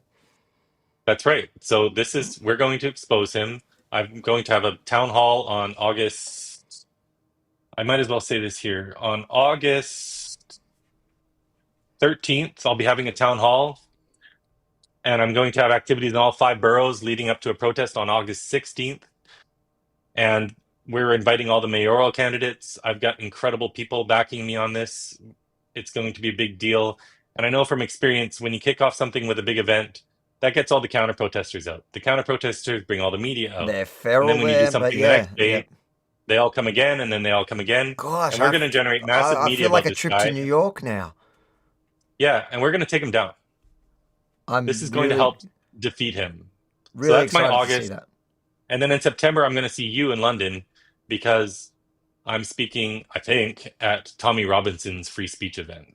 Jordan Peterson's coming to that. And so I'm going to be in London for that. I'm also there for some other When are you coming back to business Australia? Because every time you come here, there's so much fun. Me personally and the country in general. Maybe in November I can make it there. I'm going to Israel in October. You're going to Israel in October? Yeah. Well, are you going there Are you going there to get your orders or your paycheck? I wish. Maybe I can negotiate some people to give me a paycheck because I've never gotten one of those. But no, I'm going there with a few people, James Lindsay and a couple other people, and we have an incredible schedule planned over a week, meeting with all sorts of phenomenal people in the government. I'm even getting a national security briefing from some people high up. I don't know how that worked out, but there's a small group of people who are bringing us there. They're not paying us anything, but they are paying for our flights and accommodations. So that's great. And I'm going to have a fantastic time in Israel and upset a lot of these far right and far lefties who, for some reason, think that Israel is their biggest problem. And I love Israel, so this can be fun. I can't wait to. Literally, each part of your plan that you've announced there, besides the part that I'm going to see you in, makes me want to travel there with you. So we might have to. I might just have to start stalking you, mate. Really, really, really appreciate your time. You've got a couple of good messages here. Baz says, "Thank you." I think thank you, but thank you and bless you. Thanks for the super chat, Baz. And Cam says to you, as an Aussie taxpayer who just got a hefty tax bill. I can't believe the Karen is wasting my hard-earned money suing good people with integrity. And it's so true. That is such a good point, because how much money is being thrown away, not only to fund this bureaucracy, to fund this office that just chases political gain. It's all a political game that we're funding. And for this would cost them. It may not have cost you much. Just fighting this would have cost the taxpayer hundreds of thousands of dollars. It was for sure hundreds of thousands of dollars. They were paying $10,000 for these expert reports that the judge just totally destroyed. The judge actually says they didn't even bring one of their experts. They canceled it on the day of because their expert was so terrible. Really? They paid all this money for this report, and then at the hearing, he said it's irrelevant. I didn't get anything from this expert. Nothing. It's in written. He's written nothing. that. Yeah. What is it? It's not a judge. What's it called? eSafety. He is a judge, but he's the deputy director of the Administrative Review Tribunal. So and you the got the highest. eSafety commissioner's budget, the last I checked, had gone from about $11 million to $42.5 million a year. What a waste! What a waste! We need Doge. Anyways, where can people follow you? You said to X, Instagram, on everything. Everything as Billboard Chris. Mate, it's always a pleasure to speak to you. It's more of even greater today on when you've had such a win for yourself and for us. I was optimistically excited, but I have been through enough court systems to know that sometimes you get that surprising loss and you don't know what you've got to redraw and work out what you're going to do. I'm so glad that we're not there today. We're here at a point where we could say there is some level of freedom of speech, and it's thanks to you, because I know personally we've been sent, and I think I've shown you, we've been sent and we've done stories on people who have received similar letters with the same sort of demands, also baseless, but feel like they're a bit nervous. And now I think that it's going to give people a lot more, it's going to empower people to actually stand up and fight back. And also I think it's going to send a message to the eSafety Commissioner. You're not God. You're not God. Don't mess with the Canuck. Don't mess with the Canuck. Mate, God bless you. I just want to say to all the Australians, if I may interrupt you one last time.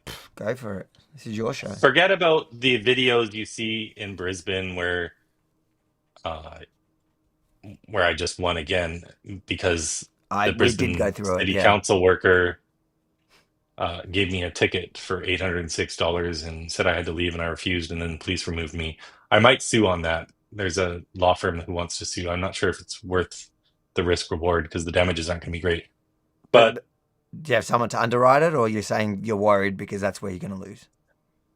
No, I'm not worried about losing, but I think the damages would be capped at like $5,000 or something, and it's not really worth my time to fly there and all that. And we have to put up $25,000 or $30,000 or something. Anyway, I don't know. I have to talk to them, but it's important to put some heads on spikes sometimes when our freedom is abused like that. So I think out of principle, I might do it. But apart from that, and apart from some of the crazies in Melbourne that people have seen in videos and at the university, the Australian people have probably been more supportive of me than any other country. I get a lot of support from Americans too. And I, of course, get a lot of support in Canada, and I get a lot of support wherever I go. But the Australian people, I would say particularly there's a warmth that I've received from so many different messages. So I just want to thank all the Australian people. Are you talking about people online, or are you talking when you're in online reality on the ground? Emails I get all sorts of emails. I get all sorts of messages and support and direct messages. And the Australian people have just been incredible. And I know they're not represented by their government. And as far as censorship is concerned, Australia is really bad. It's way worse than Canada. I know England is just horrible as well. Western Europe is all kind of crazy. Does anyone else have an eSafety commissioner? Well, all of Europe now has the Digital Services Act, which is similar. Do they have a czar like us in charge of it all? I think so, but it's a little bit different. But Because need to dig our into one's that a bit more. notorious. Like you go to the if you spend the last few years at the World Economic Forum, look, she's been pushing this stuff globally, and she's tried to test it. Like but Elon Musk, thankfully, has pushed back a few times. Not just in this case. I'm talking about in previous cases in which she actually tried to fight for global power to be able to not. So in your case, she shut down. She tried to get them to remove it. Then she managed to shut it down only within Australia. But she was fighting for the power to be able to stop you in Canada for writing something that she would deem unlawful here in Australia, which is just insanity. The Digital Services Act in Europe will act in the same way. If I'm offensive to some European, they can order all the social media companies to take down my post, even though I'm Canadian. And so what they'll end up doing is run into problems adjusting with them their yet? algorithm. No, but I want to because we need to challenge it. So I'm hoping they do because we will 100% challenge it in court and probably win again. But you saw the news today from the United States about Julia Grant, right? No, what? No. What?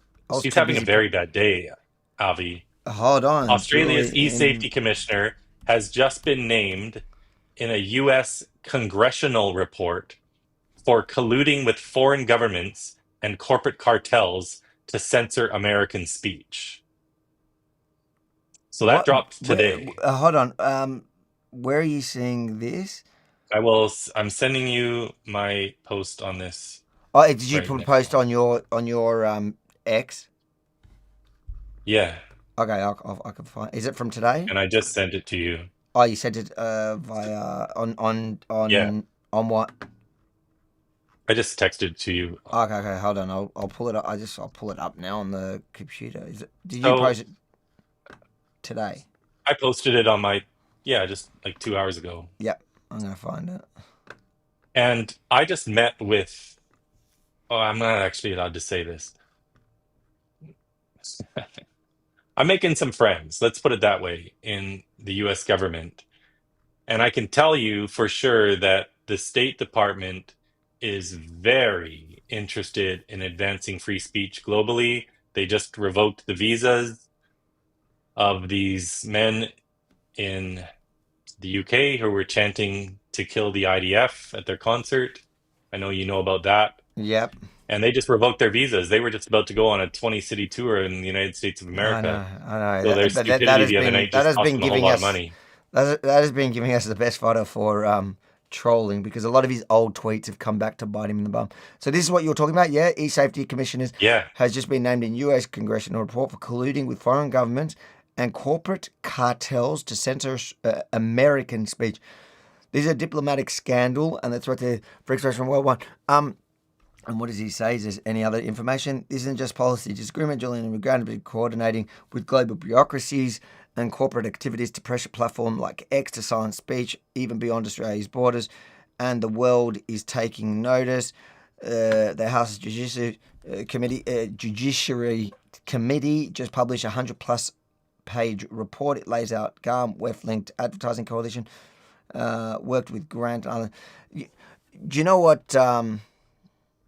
The other day, somebody asked her from, I think it was an ABC panel, in which they asked her if she's worried to travel to the US now because of the Trump administration's approach to people like her, but specifically her, to be honest. And she says she's not traveling to the US. She has no plans to travel to the US anytime soon. And she's an American citizen. She realizes she's in deep shit by the American, and she's hoping it'll all pass. But I think there's a trajectory of the Trump administration now that is trying to really protect freedom of speech into the future, which means people like her, hopefully, if they win, will hopefully be a thing of the past. But we need people like you to actually take up those fights because. You know, it's not an easy I'm like road. the soldier out on the street so that when things happen to me, the State Department has my back. Like when I was in Brussels recently and I got arrested there with Lois McClatchy Miller, we were thrown in jail, strip searched even, no charges, no tickets, just put in jail, had my signs confiscated, and I'm told they were sent for destruction. But the State Department put out a statement on that. They put out a statement previously on my case in Australia here. So I know Trump has appointed about 100 members of the State Department. The other 18,000 employees of the State Department are all career employees. 95% of them are Democrat. But you have this core group of presidential appointees who are taking a very serious stance against all these countries who are trying to clamp down on free speech. And they're using their muscle, as they should, to ensure that these other countries are behaving. So under Trump, they're doing a fantastic job. Good allies to have. All right, mate. Enjoy the win. Have a beer on me. Wait, you don't drink, do you? No, I don't drink. All right, I'll have two. It would just get me in trouble. I'd end up offending somebody on Twitter. All right, mate. God bless. All right, buddy. Thank See you. you soon. Thanks for coming on.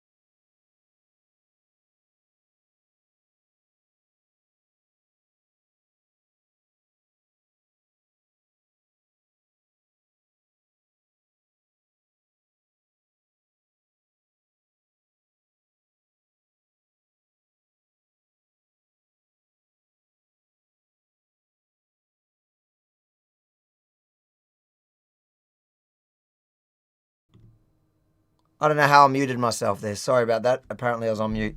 Sorry, guys. Oh, God, I don't even know where I started. There you have it. Thank you so much for tuning in. Make sure to like, comment, share it far and wide. We'll also, if we haven't done so already, on the website, we'll have the, Bimmer audio. Everyone's giving me crap now. Yes, it's sorted. Thank you. That's why my phone went off. We'll put up the full ruling so you can have a read of it yourself. There is so much interesting stuff in there. I know we skimmed it and read some of the what stood out to me, but if you there's sound now, isn't there? There's sound now. I'm assuming. I'm seeing sound. Yes. Yes. Tell me in the comments that you're actually seeing sound and I'm not talking to nothing now.